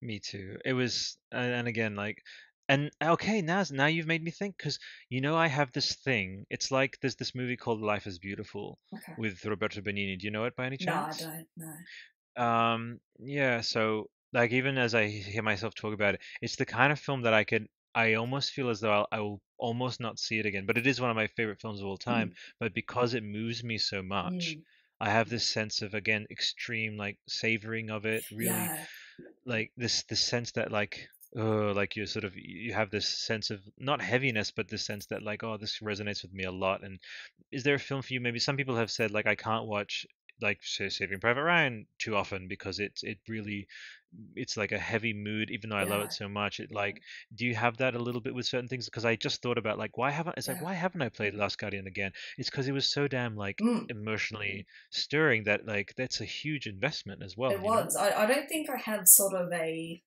highly emotional show or film, but I sort of relate in the way, like, I'm sure many other people love Friends as much as I do. I adore Friends. I love it. And I've seen it about 1 million times, but I almost have got to the point now where I don't want to watch it as often, because I feel like it takes away from how special it is, if that makes sense. You are like Ray, my girlfriend, and I don't know if your Ray's like this as well, but you have a great way of summarizing things the way that I tend to waffle on a bit, and you said I'm it perfectly. glad. It's like, yeah, it's like super direct and just like, yeah, if I watched it too much, it would take away from how special it is, you know?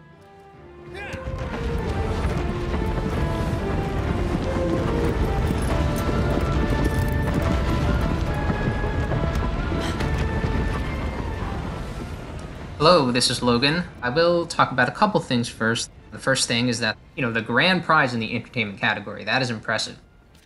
We may have mentioned that last week, I don't know. It's a big achievement, it's an achievement that I don't really think I noticed how big it was when I first read it. I was like, oh, an award. The cool thing is that because of that, Gen Design was taking questions on Twitter about The Last Guardian for a while. And both me and Albert were able to asked them a couple questions. Albert's was, what was their proudest moment during the development of The Last Guardian, which is a nice question. It's not a lore question, which is nice. Mine kind of was a lore question, which was, what was the White Sentinel Tower built after the rest of the buildings in the nest, or was everything made at the same time? What does it mean when the building, quote-unquote, sheds its skin at the end of the game? This is a question that I have been wondering. However, after I asked it, I did go back and look at my Tumblr post where I gave kind of a rundown of everything I learned from An Extraordinary Story. And it actually does say that the architecture in the nest, not just on the Sentinel Tower, has the same symbols on it, a lot of that architecture, as the Yoroi, the armors. So that kind of already is evidence that the armors and the Sentinel Tower maybe were built at the same time as the rest of the nest. So my question might kind of be redundant, and you could say it's already been answered, but I had forgotten that I read that. So that was the question I asked. Excuse me. Not everyone's questions were good. There was one guy who was like, I think The Last Guardian must have been canceled at one point because the game is really rushed and, like, the level design there's a difference in quality throughout the game. Like, what's the real story behind the game's progress? I'm obviously not going to call out who that guy was, but I responded to him saying, like, The Last Guardian is not rushed. It is not a rushed game. It doesn't feel rushed. It does not feel copy-paste. And from what we know, and this is something we'll probably go into when we talk about The Last Guardian, the development of the game really was more or less a straight line with long pauses, long hiatuses. As opposed to how many people seem to think of it, which perhaps people think that maybe it's similar to Duke Nukem Forever, maybe it's similar to other Vaporware games where they would, like, practically finish the dang thing. Actually, I think just today some news about Duke Nukem Forever came out saying that one of the early builds for that game was, like, I think people tend to assume all Vaporware games are like that. The Last Guardian was not like that. You can watch early trailers for The Last Guardian, and yes, you will see some things that didn't make it into the final game. But you will also see some parts that made it in almost exactly to the final game, which is very rare for a Vaporware title. So really, I think aside from porting the game from PS3 to PS4, there wasn't too much, like, doubling back that they had to do with The Last Guardian. They simply had to take what they did on PS3, punch it up a bit graphically, hardware-wise, frame rate-wise, and I do think they punch it up graphically, because I think The Last Guardian looks amazing.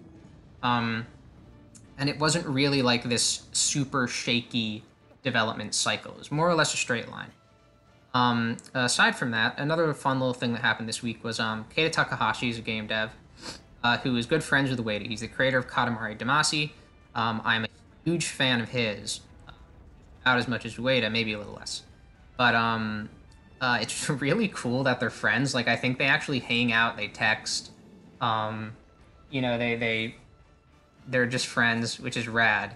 And Keita Takahashi wrote some sort of column in, I don't know, I think it was just Famitsu.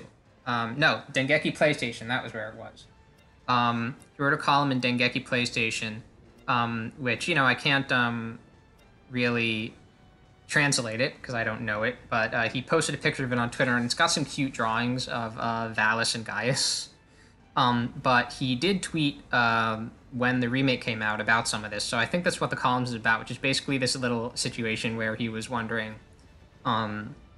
why on the remake cover is Gaius' back turned. And he posed this question on Twitter, and Ueda actually texted him in response. And he was like, well, that's because Valus's back is turned on the original cover for PS2, which is the Japanese cover. And I kind of forgotten about that cover. I didn't really know about it until I saw this tweet. And I was like, oh, yeah, the Japanese cover is like that, isn't it? So, yeah, Ueda actually just kind of texted him and said, no, buddy, this is what's going on. This is why it is this way. It's probably more to the column than that, going by his drawings. I think that's part of it. I know that's not too interesting, but, it's about game devs talking to each other, and that's kind of cool. Anyway, let's get into the main topic here. I was thinking of bringing up kind of a theory this episode, actually talking about some theories I've been reading. There's a really good theory about the whole Dorman Nimrod connection, which really goes into it much more than anything else I've seen, goes into the Bible and things like that. But that's definitely something that I want to save for an episode where, I can actually talk to somebody about it. So I'm not going to bring that up now. I'm just going to get right into Quadratus. So Nick had a very nice sort of rundown of Quadratus in his book. And, a lot of it's sort of about how Quadratus is showcasing different elements of the game Alice. And once again, I could easily be saying exactly the kind of stuff that Albert said about Quadratus, and I wouldn't know, so who knows. And so, you're riding on aggro. You have the option to. And I don't think it's wise to ride on aggro while fighting Quadratus. You're going to use your bow, and Quadratus is just, he's very differently shaped. It's fought in a different way. There's kind of a lot more climbing involved, and then once you get on his back, you're pretty safe from that point. But that was kind of what Nick's write-up focused on, and that's all, very true. I mean, something I really like about Shadow of the Colossus is that you might try to think about it in a way of so Colossus 1 is introductory, Colossus 2 is introductory in other elements, Colossus 3 is introductory in, I don't know, some other way where there's more of a puzzle-solving aspect to it, where you have to get a spot on the ground, go taller or something, you have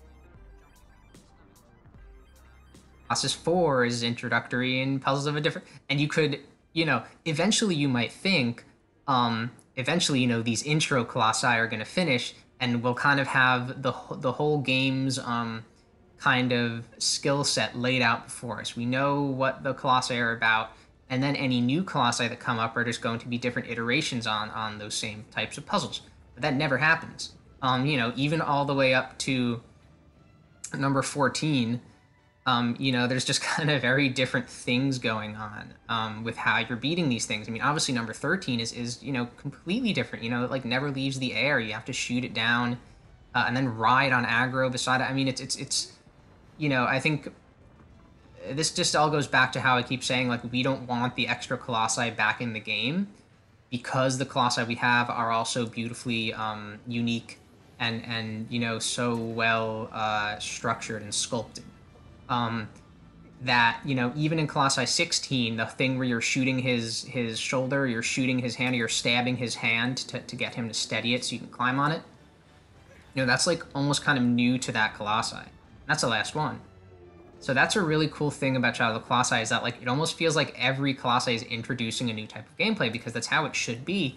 But in other games, they might not necessarily do that. For instance, Zelda Skyward Sword has a boss that is clearly directly inspired by Shadow of the Colossus, called the Imprisoned. And I like this boss. You have to fight it 3 times, and I actually do enjoy those fights, but the fights don't necessarily introduce new elements. I think the second time you fight him, he gets, a tail, so you can't go behind him or something. That's not really something new. So that's sort of a perfect counterexample to say, not all games are as good at having these 16 very different bosses. Quadratus is, just another example at the beginning of that. go back to E.G. Manasamana. That was the user whose sort of discussion points we went off of last week about our colossi. I don't know if Albert was using those points this week or whatever, but I gotta get in contact. We gotta get in contact.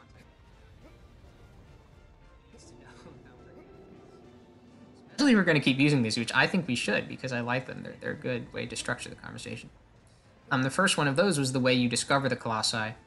And, there's not much about discovering Quadratus. You know where to go. And really what I want to talk about is the second thing, the way we're impressed by a location. Quadratus's location is one of my favorites in the game, even though it's very natural, not very structured at all. It's not really built up aside from maybe some architecture in the wall that he smashes, and then on the way down there's a little bit of architecture on the left, just kind of adorning the pathway. But I still really like it just because of how deep into the earth it is. I think maybe aside from Kuromori's arena, which you can't really tell how deep that is, it's probably the lowest point in the game. And it's just kind of crazy, you can look up from it and sort of still see the Shrine of Worship in the distance, and you really get a sense of scale on how low into the ground you are, but because it's out in the open, you're not underground. And it's a beach, it's really just got a different feeling than where you fought Valis, a completely different feeling. It really feels like this weird kind of salty, kind of sandy zone. And I just really like that. Nick talks about how two of the bridge's support pillars go down into the area, which kind of helps you connect where you are with the rest of the world, which is really cool. I always liked seeing those two massive pillars, like how all the other pillars just kind of go straight into the ground, but then these ones, because they're going into a giant pit, they have to build even more under that. I always like seeing that. Next point is the way the boss battle characterized your experience. Quadratus is, I think he's a really great colossi. I think he's got a really great design. I like his final design a little more than the early design, which is a funny thing about Quadratus's early design is that they use a picture, I don't know where this picture is even from, but Quadratus has a beta design where he looks kind of more like a ram, sort of with it's almost like skeleton-y, like he's got this sort of thin face with these curled horns and these crazy eyes. I could try to find a link to one of those pictures and get that in the YouTube comments or the description. And people use that pic a lot in articles about the original game. Like after the original game came out, whenever there was an article about when they were trying to do a movie or whatever it was, people would always use this picture of Beta Quadratus. And they just wouldn't care that it's not in the actual game. And dude looks totally different. I like his appearance a lot. It's another colossi that's kind of cute. Not all of them are cute. A lot of them are. I think that's where a lot of their charm is from. Is that if you were to render them in very simple lines, a lot of them would end up looking kind of nice or endearing. And Quadratus is one of those. He's just this animal guy, but he has a very strong appearance. The fact that he's almost as tall as Valis, even though he's on all fours, is really cool. And I would always underestimate the size of Quadratus. I remember when you actually look at size comparisons of Quadratus to the other colossi or all the colossi. I'd always go, wow, he really is that big, huh? And he's I think one of the taller ones. He's a very large dude. The fight itself, I think, took me a fair while the first time to figure out what I was supposed to do, and then an even longer time to actually enact that. I probably got stomped on a lot, probably wasn't super fun, but now I can do it in a second. I mean, I think the 3-4 times that I fought him in the remake, it's been a breeze. You shoot, you make him jump up, you shoot him in the hoof right there, it's not hard, and then you climb right up there. Easy peasy. And that's probably most of what I have to say about Quadratus. He's a good dude. Nick says in his book that he was a colossi that got a lot of fan art, which is something you don't really see nowadays. Obviously we all know who the colossi that get the most fan art are. There's 3 of them, and I don't think Quadratus is really one of them. So maybe things were different back then. I definitely think Gaius probably grew in popularity over time. I don't know, maybe it had something to do with when in 2005 the game came out, people thought Gaius like looked really weird, but then like all media got really weird over the years. So people are like, "Oh, I like this Gaius guy now. He's cool because he's weird." Something like that. That's my theory on it. And I think that's what I have to say this week.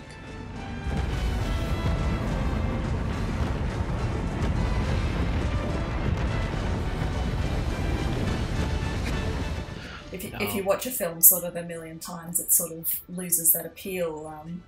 When I was little, my sister and I's favourite film were the Austin Powers films. And I've watched, I would always say that those were my favourite films growing up, but I have watched them a million times. And now when I do watch them, it's almost like I have ruined it for myself because I've watched it too many times, and it's just I can't, it's lost that freshness sort of thing. So look at that porno. Yeah. Yeah, but no, I totally respect that. You're right, and like it's funny. Like I watched Shrek I haven't watched Shrek in ages. That's probably a good thing, but yeah. So when I watch it again, it'll be sort of new again. Just make sure you don't Google Shrek is love, Shrek is life, okay? There's a lot of weird Shrek things out there. It's too good. It's too good. All right. So let us see. Okay, Naz, I challenge you. How can I segue from Shrek back into Fumito Ueda? Go. Speaking of things situated in swamps, no, that doesn't work. It's not a swamp. Oh God. A game is like an onion; it has layers. Thank you. Somebody.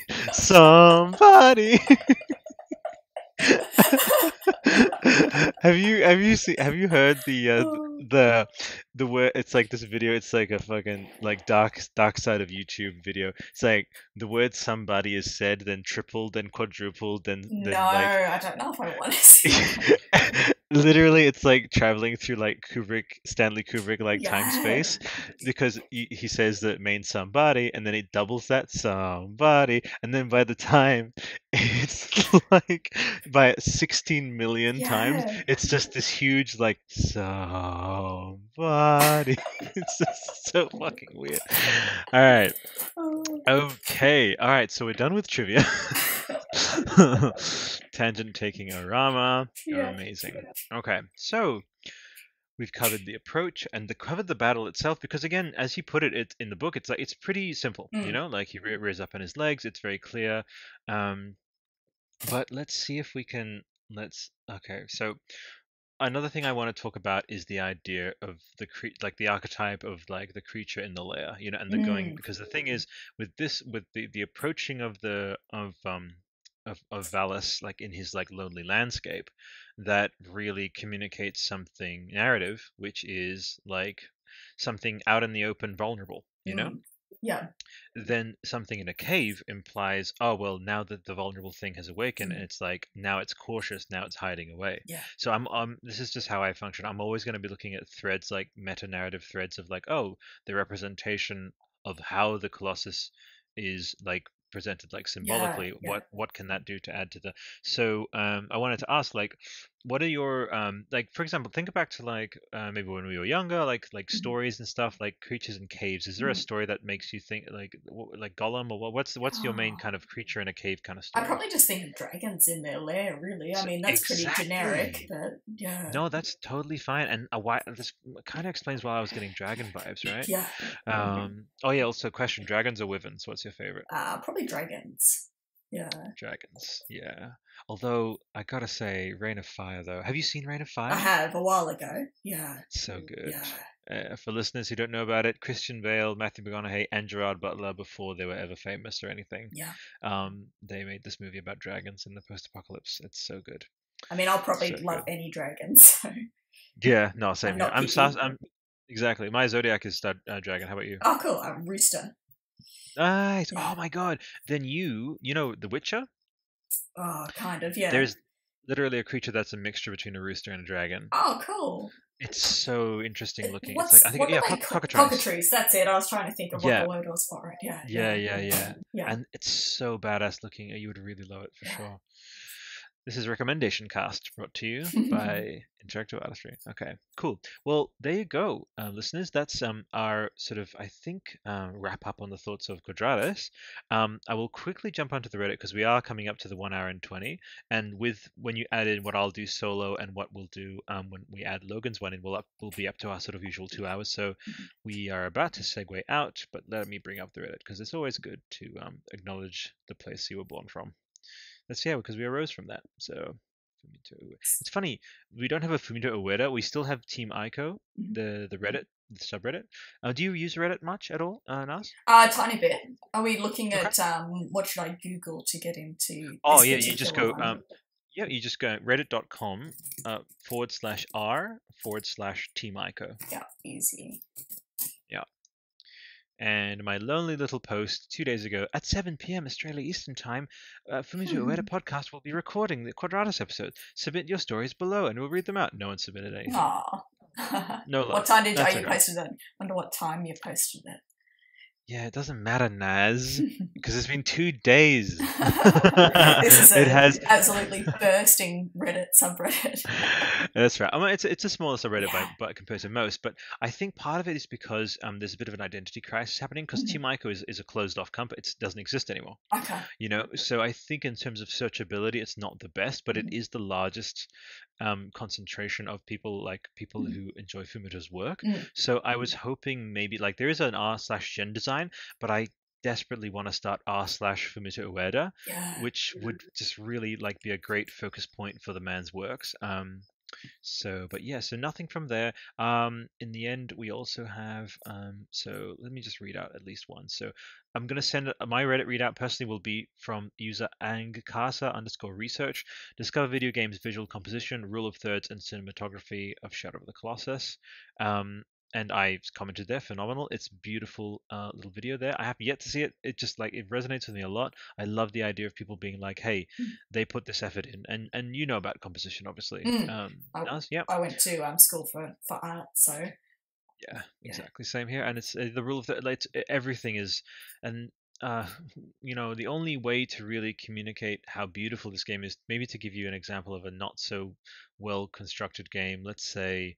oh gosh, I'm being really brutal, but there are some old PS1 games where they just didn't have thought to cinematography and stuff. Oh, not at all. Yeah. I mean, again, as well as I said, introducing this new realm of artistry to games, this is another thing which definitely doesn't get as much acknowledgement, which is how beautifully laid out and thematically, games didn't have this consideration now. It's not long, as much as we love Crash Bandicoot, it wasn't Roger Deakins kind of material. No, it's totally different medium almost.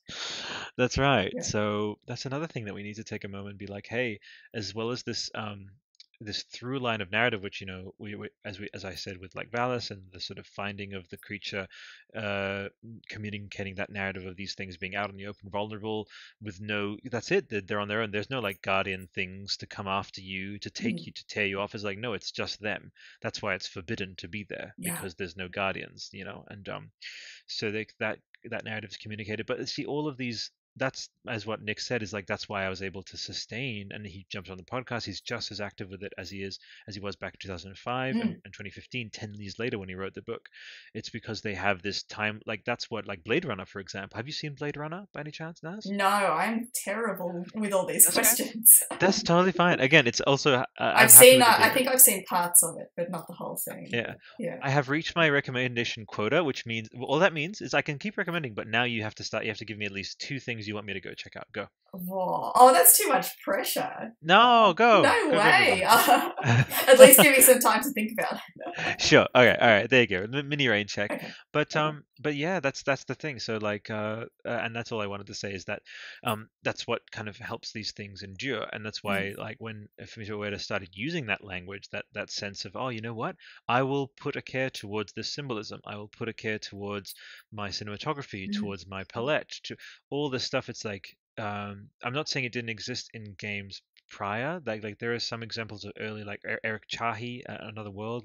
There were some things where that was given consideration, but you can't argue that the standard was redefined when Eco came out, when Fumito did his thing. Was when Eco came out, was that PS2 or was that PS1? That was PS2. Okay, yeah, I wasn't sure. Yeah. Yeah, no, that's okay. And the funny thing is, so we had PS2, which was sort of started like 2000 was its birthplace, and like Eco sort of heralded into being as one of the first few games. I'd say the first year, Yeah. and then the PS3. Sorry, the PS2 sort of died out close to the 2006 2007 mark.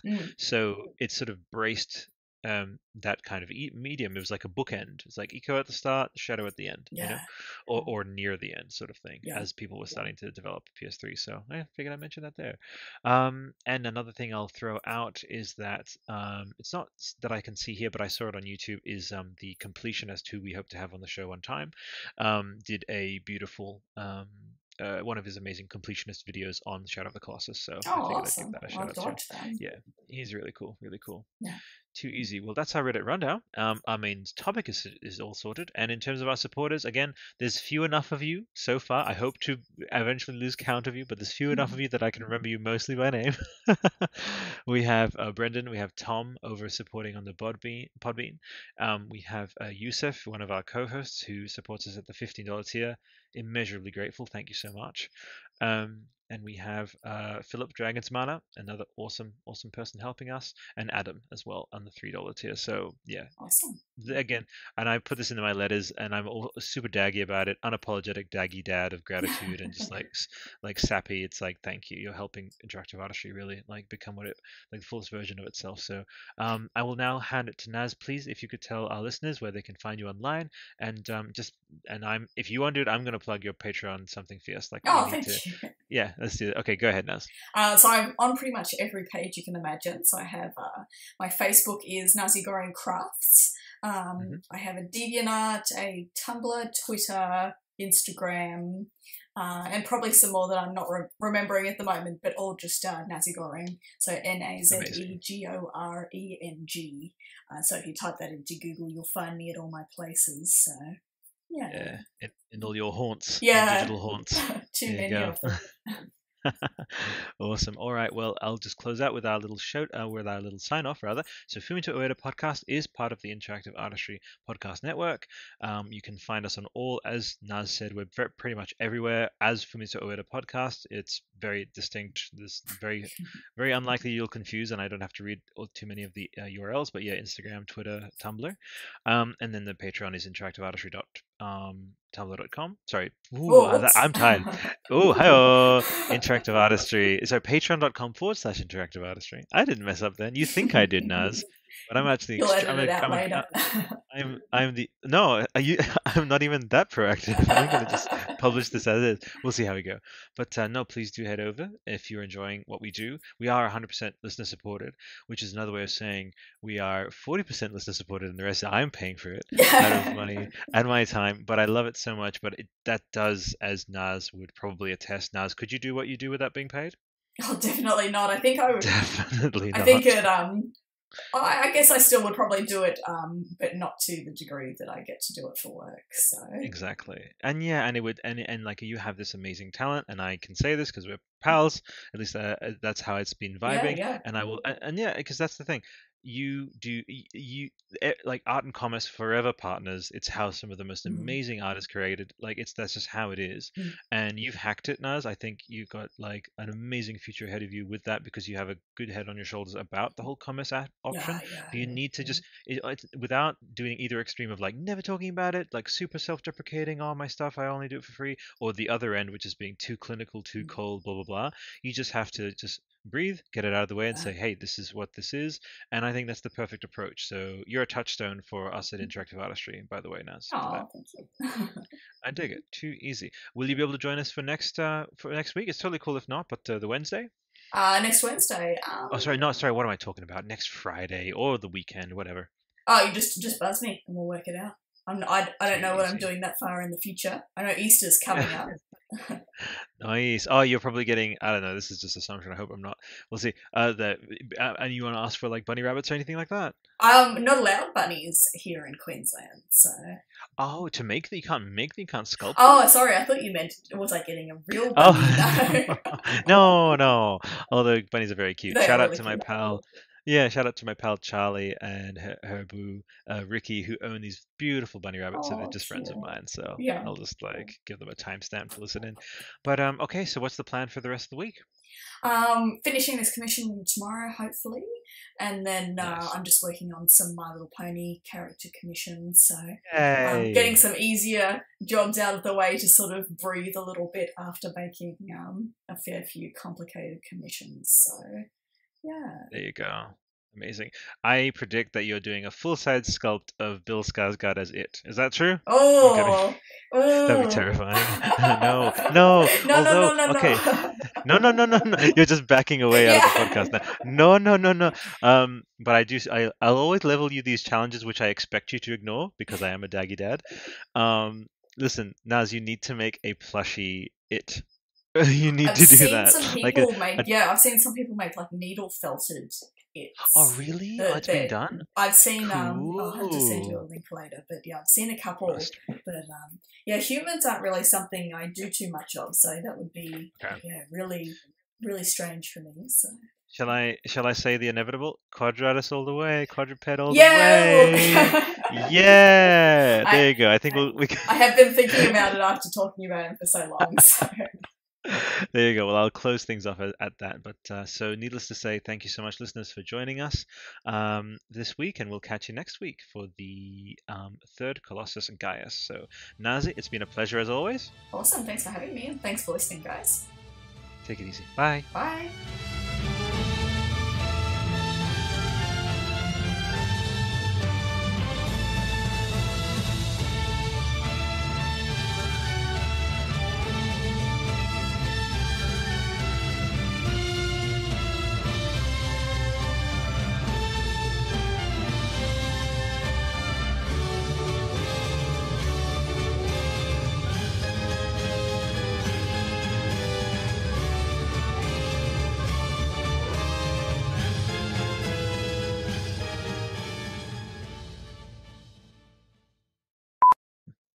Fantastic. Okay. And it's going 001, 002, all that? Yep, it's goodness? got its little bars on it as well, so... Amazing. Yeah. The clonage has happened. The Dragon Ball Z connection has been made. Yeah.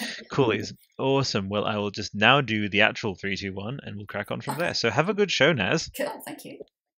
Okay, and we're up to episode 5, aren't we? I think so. You tell me. Okay. No, I think we are.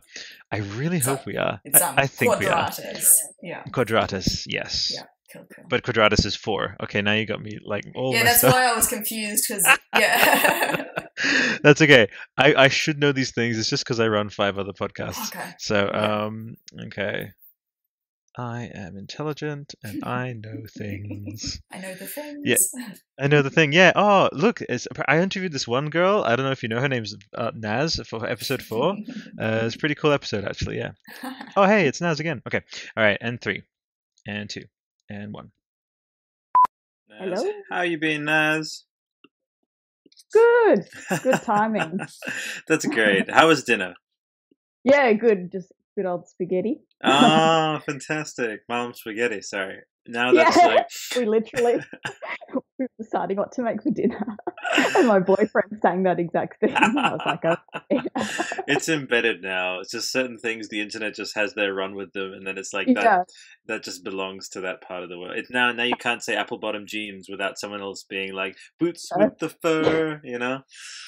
Exactly, yeah. Oh boy. But that's really good. I've seen you've been working on like a DIY project. Which one? So you have many. I saw like a fish tank or something you guys are setting up. Oh yeah. The we just got the saltwater tank, which is really cool. So wanted that for my whole life pretty much. Yeah, ever since I was little I wanted a saltwater tank. So a guy who lives near us, he had an amazing saltwater setup and he wanted to upgrade.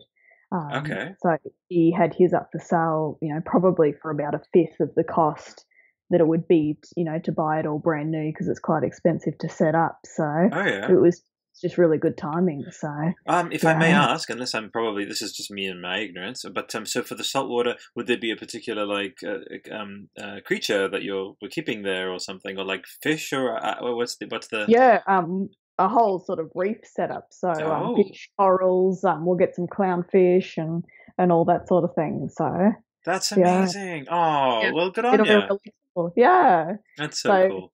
We pretty much haven't turned on our TV since we put it in the lounge room. So. That's what you want. We need more of just like, hey, this isn't something being produced by a digital screen. Real life. Reality TV, but actually good reality TV. Reality TV. I like that. You should just like have a mocking, like gently mocking, like little banner underneath that says this is like real reality TV. Yeah. So good. Okay, Naz, help me because like I love Fumito Ueda so much and I can't wait to dive in, but I need a bit of weaning into it because I've just been so up in like the Fathias from like Last Jedi, right? Yeah. Are you kidding me? Like they're so beautiful. You know what I mean? Like as a plushie, I'm sure you'd understand, right? Yeah. And like the thing is obviously because like this I'll probably put this in like bloopers or whatever, but I've just sent you another picture and the thing is like Ryan Johnson, like he paid special attention to these and he can't have created this thing without looking at Trico. Like yeah, very much so. This the big eyes, the big ears, the same colored kind of fur, so cool.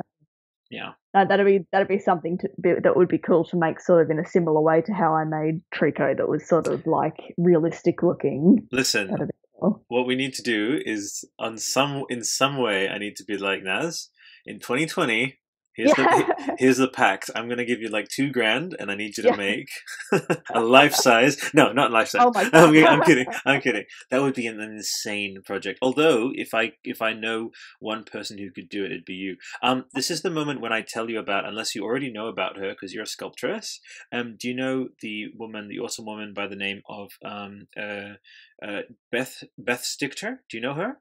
No, I haven't heard of her, but I might have seen and just not known the name. Okay. Well, this is happening right now. So Beth Stichter, and her name used to be Beth Kavanagh Stichter. But if you have a browser open, right? Yeah. Check this woman out. So you would not believe how I was in freaking art school in 2006, right?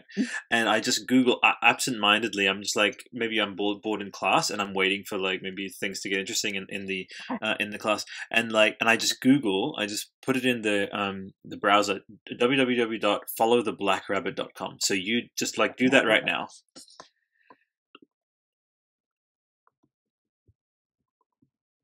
And like this woman who is basically you in like 10, 20 years. Oh, okay. Let me have a look.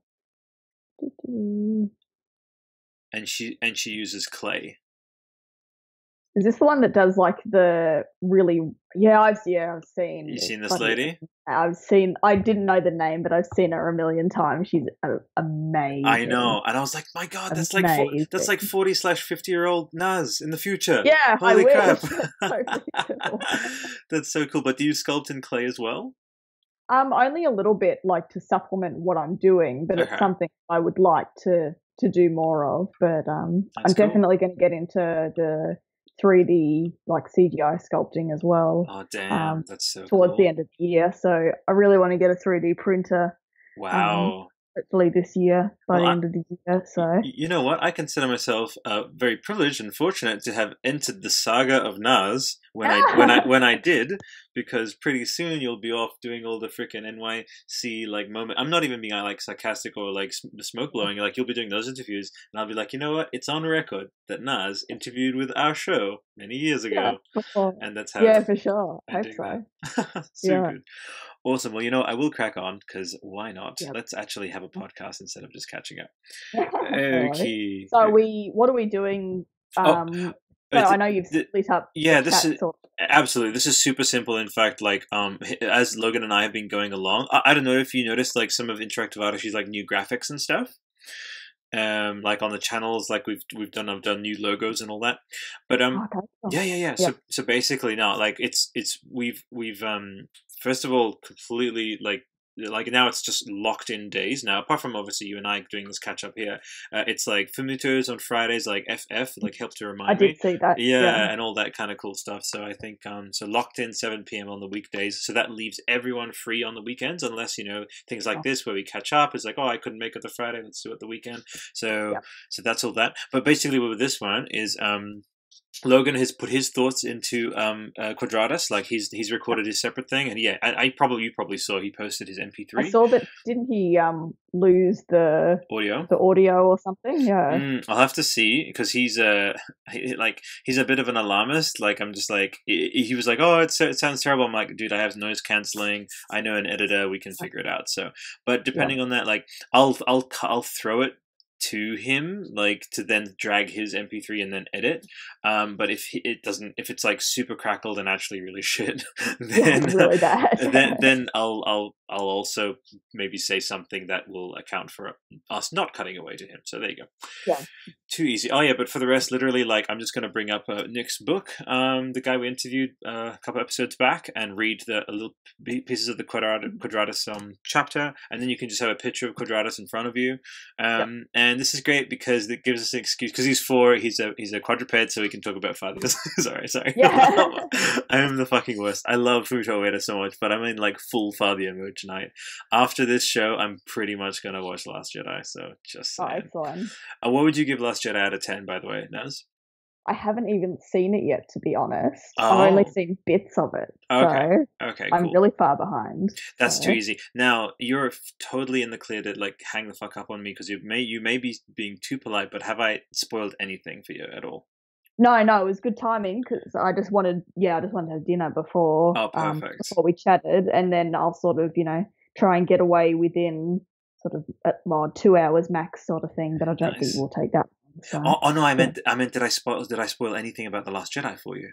Oh no, not really. I've seen some pictures, but I'm not sort of super cluey on everything. Okay, well then I have said nothing. I have ruined nothing, and I can live with it. I can live with myself past this episode, Naz. Well, I won't hang up on you. Oh, that's really sweet.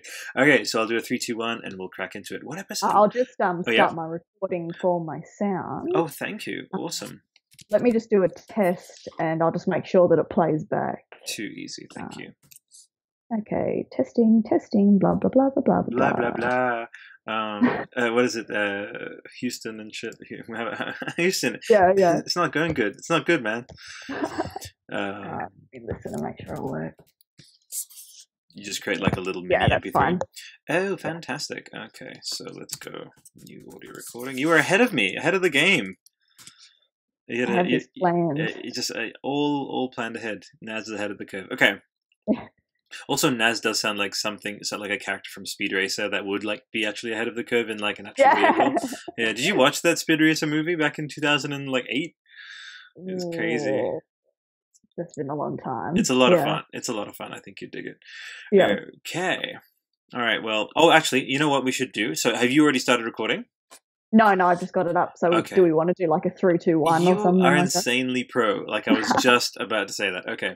So yeah, in a 3, 2, 1, we'll start recording. So 3, 2, and 1. Okay, don't hang up yet. Yeah. I'm always gonna beep beep beep. Always gonna say Alright. that. Okay, let's do a recap. Okay, have you thought of anything to recommend me yet, or is it still too soon? Let me see you if I start can thinking about find you this Oh yes, thank you. sculpture. That'll be really cool. Nice. Okay, what are the horse things like? Am I missing out on Horse in this things. world? Horse things are bad. Like horse movies are notoriously really bad.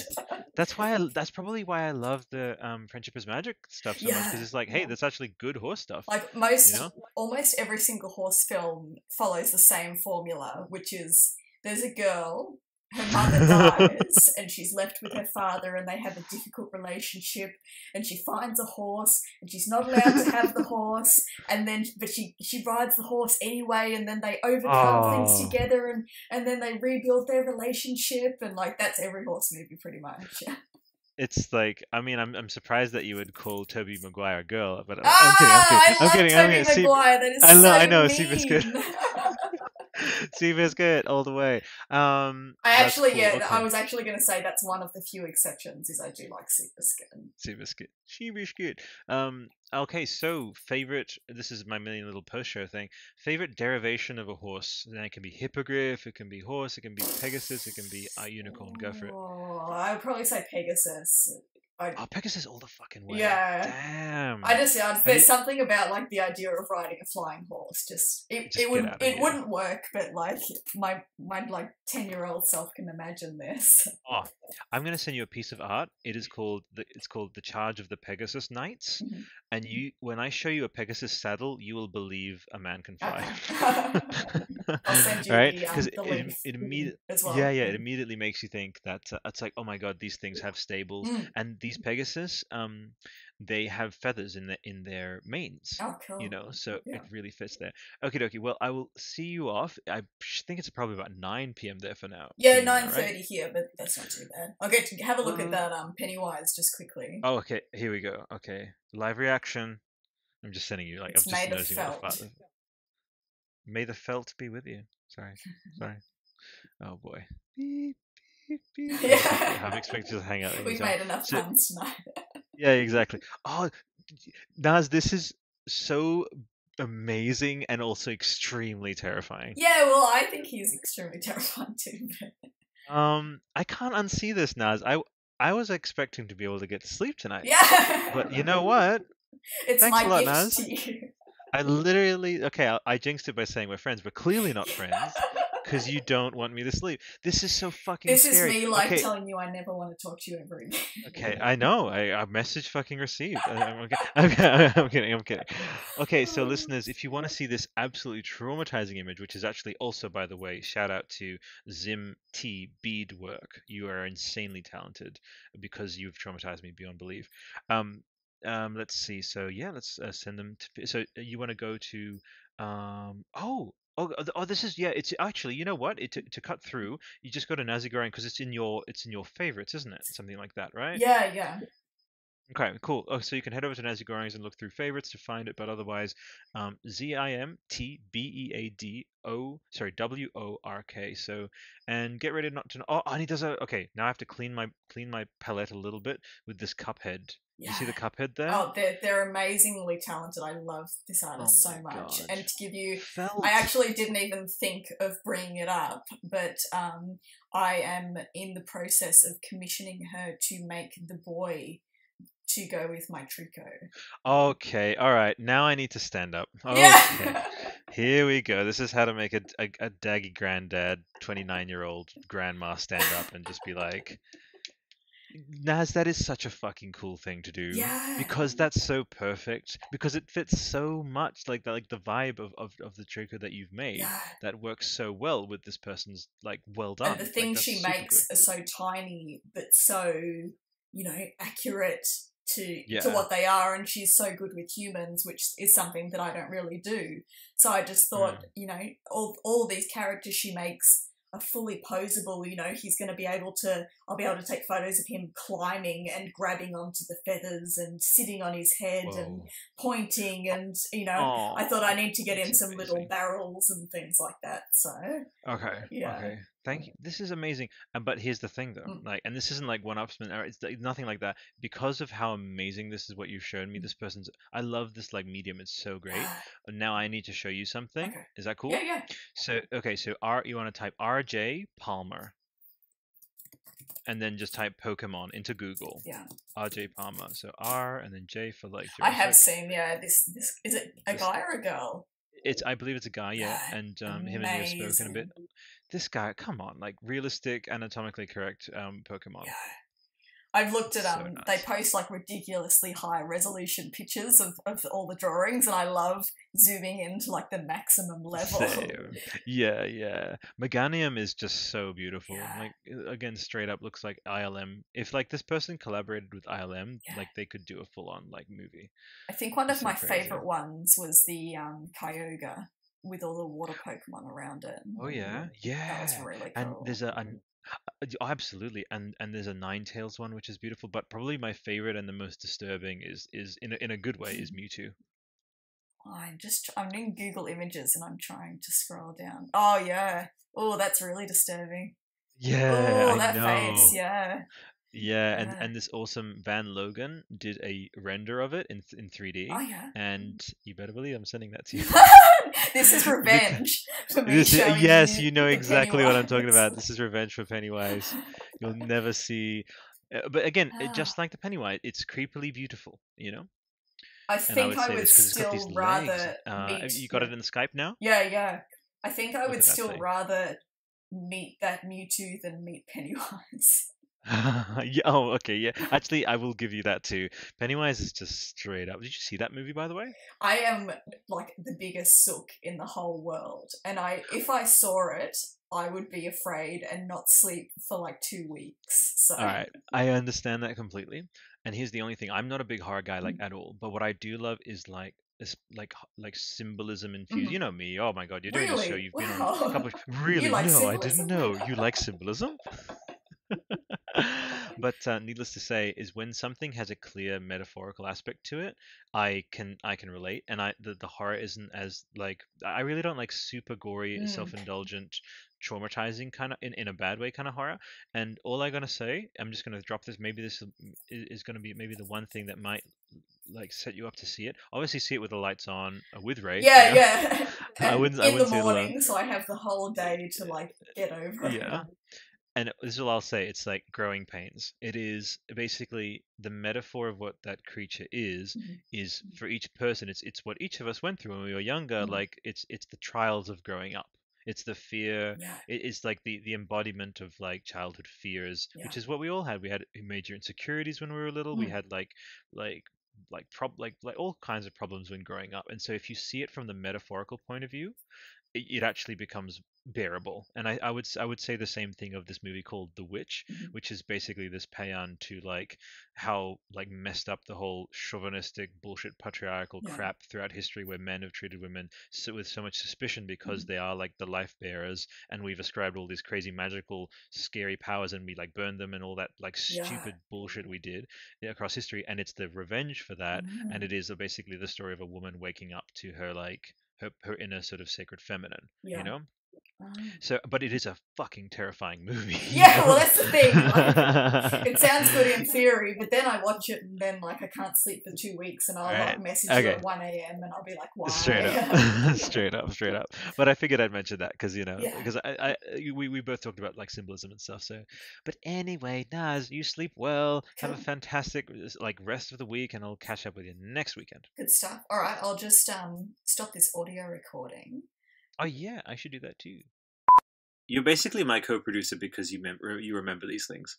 I've done a couple of podcasts, so I have like small amounts of experience. Amazing. I've stopped it. I've stopped mine now. All right. I think it's going to take a while to like process that I've stopped. Processing. That's Invader Zim. All right, where are you, Mr. File? And it turns out Naz was not recording at all. It's recording. It's just not popping up with like the. I was kidding, by the way. Saving thing. I thought you sounded like a bit. Yeah, go ahead. I practiced before to see if it would work, but I think it's like 2 hours of data. That's okay. It's all G. Oh, okay. All right. I'm going to try and one-up you, even while we still have time. So I found someone who's done a cam footage of Mewtwo at night. I'm saying...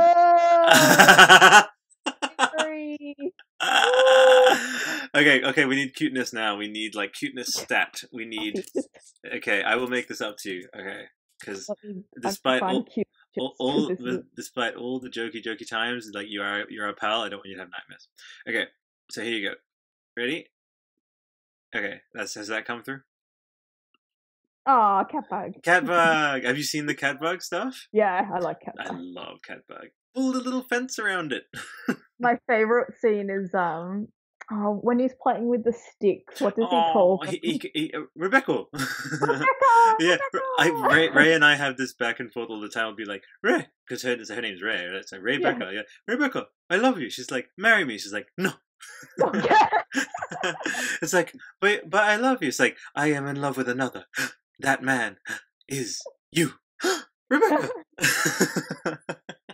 Oh, that brings back memories. That's a while ago now. I know. He's adorable. Peanut butter. That's how yeah. so I actually cute. think they've got episodes coming out. Oh, so good. Yeah, I might watch that, like, just to recover from all the trauma times. But yeah, no, and so Catbug, tell me, have they done any like official plushies, or are you gonna get like inundated by plushie requests? They actually do. There was another girl, plush maker, and she was sort of making her name as the Catbug plushie maker, and just pumping them out, and then they released an official one, and that sort of ruined all of her business. So there you go. That's right. Yeah.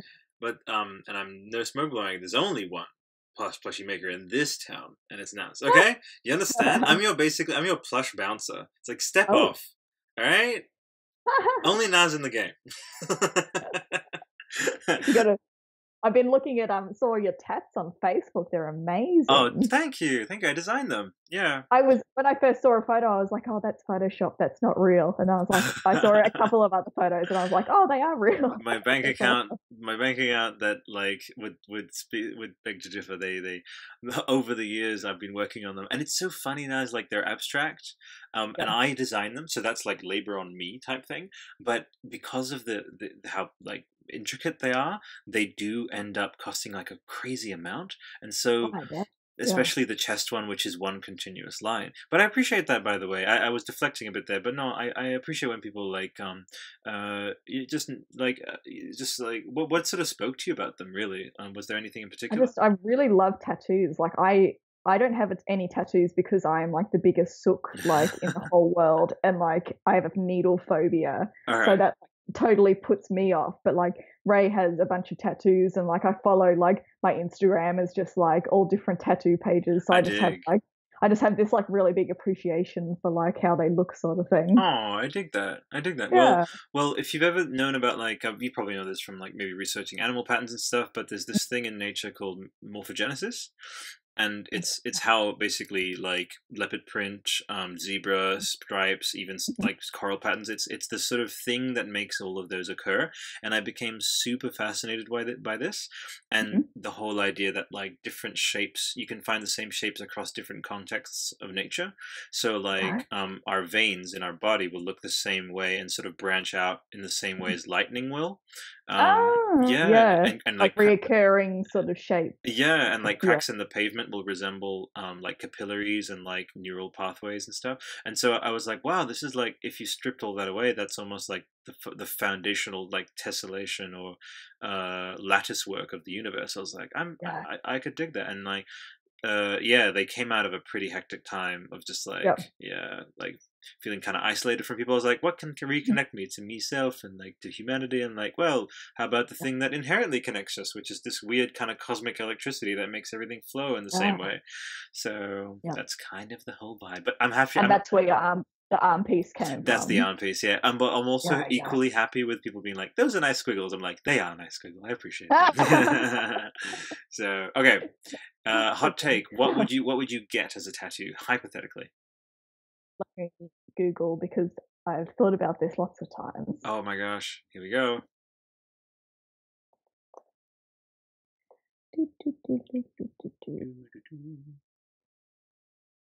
I'm just going to go out on a limb and I'm going to say dragon. You're partly right. Oh. It literally is Catbug, isn't it? Yeah! Yay! Catbug. And I would get it right behind your ear. So then, like, Ray will just notice it. And it's like, what is that? And it's like, it's Catbug. Just hanging out behind your ear. I think I'm actually going to... Catbug tattoo. Here we go. Oh, I bet there's heaps. Oh, this is actually really sweet. Because his catchphrase type thing is, everything is okay, you know? And someone obviously had that one done. Here we go. Here's a shot. All right. This is my favorite animal / fish, and it's called a dragonfish. Oh, here we go. Oh, that's so beautiful. It almost looks like a painting. Dragonfish. Yeah, they are one of the most expensive fish in the world. Wow. Dragonfish. I'm getting the deep sea one. Do I have to add it? Oh, there it is. I have to add like an extra thing to it because the deep. You can type in Arowana. Arowana. We'll bring them up. Okay. Oh, okay, yeah. No, they're so beautiful. Yeah. Oh my goodness. And I could see that maybe like as like a thematic. I always like when things are placed in a way that sort of contour the body. So I don't know if you would get a rib thing, maybe. I don't know. If I could magically just have it appear and like nothing else, like I would probably get like upper arm and then have it like curling around sort of thing. But yeah, so they're really highly revered in sort of feng shui because they a lot of Asian cultures believe that they're reincarnated dragons. They look that way. They look like almost like dragons that are about, and their silhouette, I can't get over it. How have I never seen this creature? The color is so beautiful. Yeah.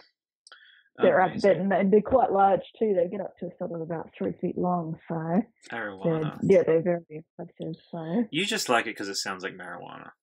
I'm kidding. You have no idea. People say I'm so sorry. I thought I was I'm just like another basic bitch out there in the world, just like saying the same thing as other people. No, but like I'll revert to my back.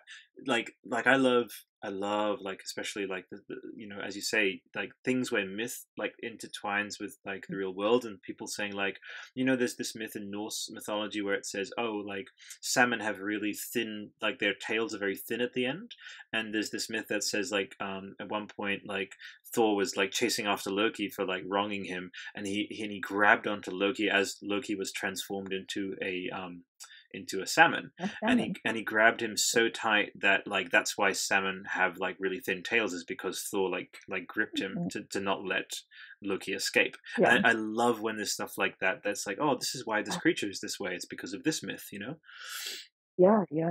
Okay, awesome. Well, I have kept you for way too long, Naz. You're amazing, and we're going to put this all in the after show, and like, yeah, have a really lovely rest of the night, and an awesome, super restful, and like happy week.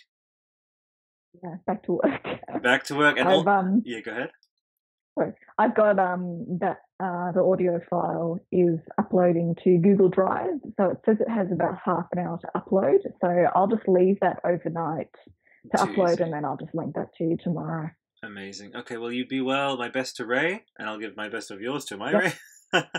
Yeah. Too easy. I just love that awesome coincidence of the universe. But yeah, and like yeah, it's crazy. Oh, okay. Little tease, if you could kindly give us, Miss Naz.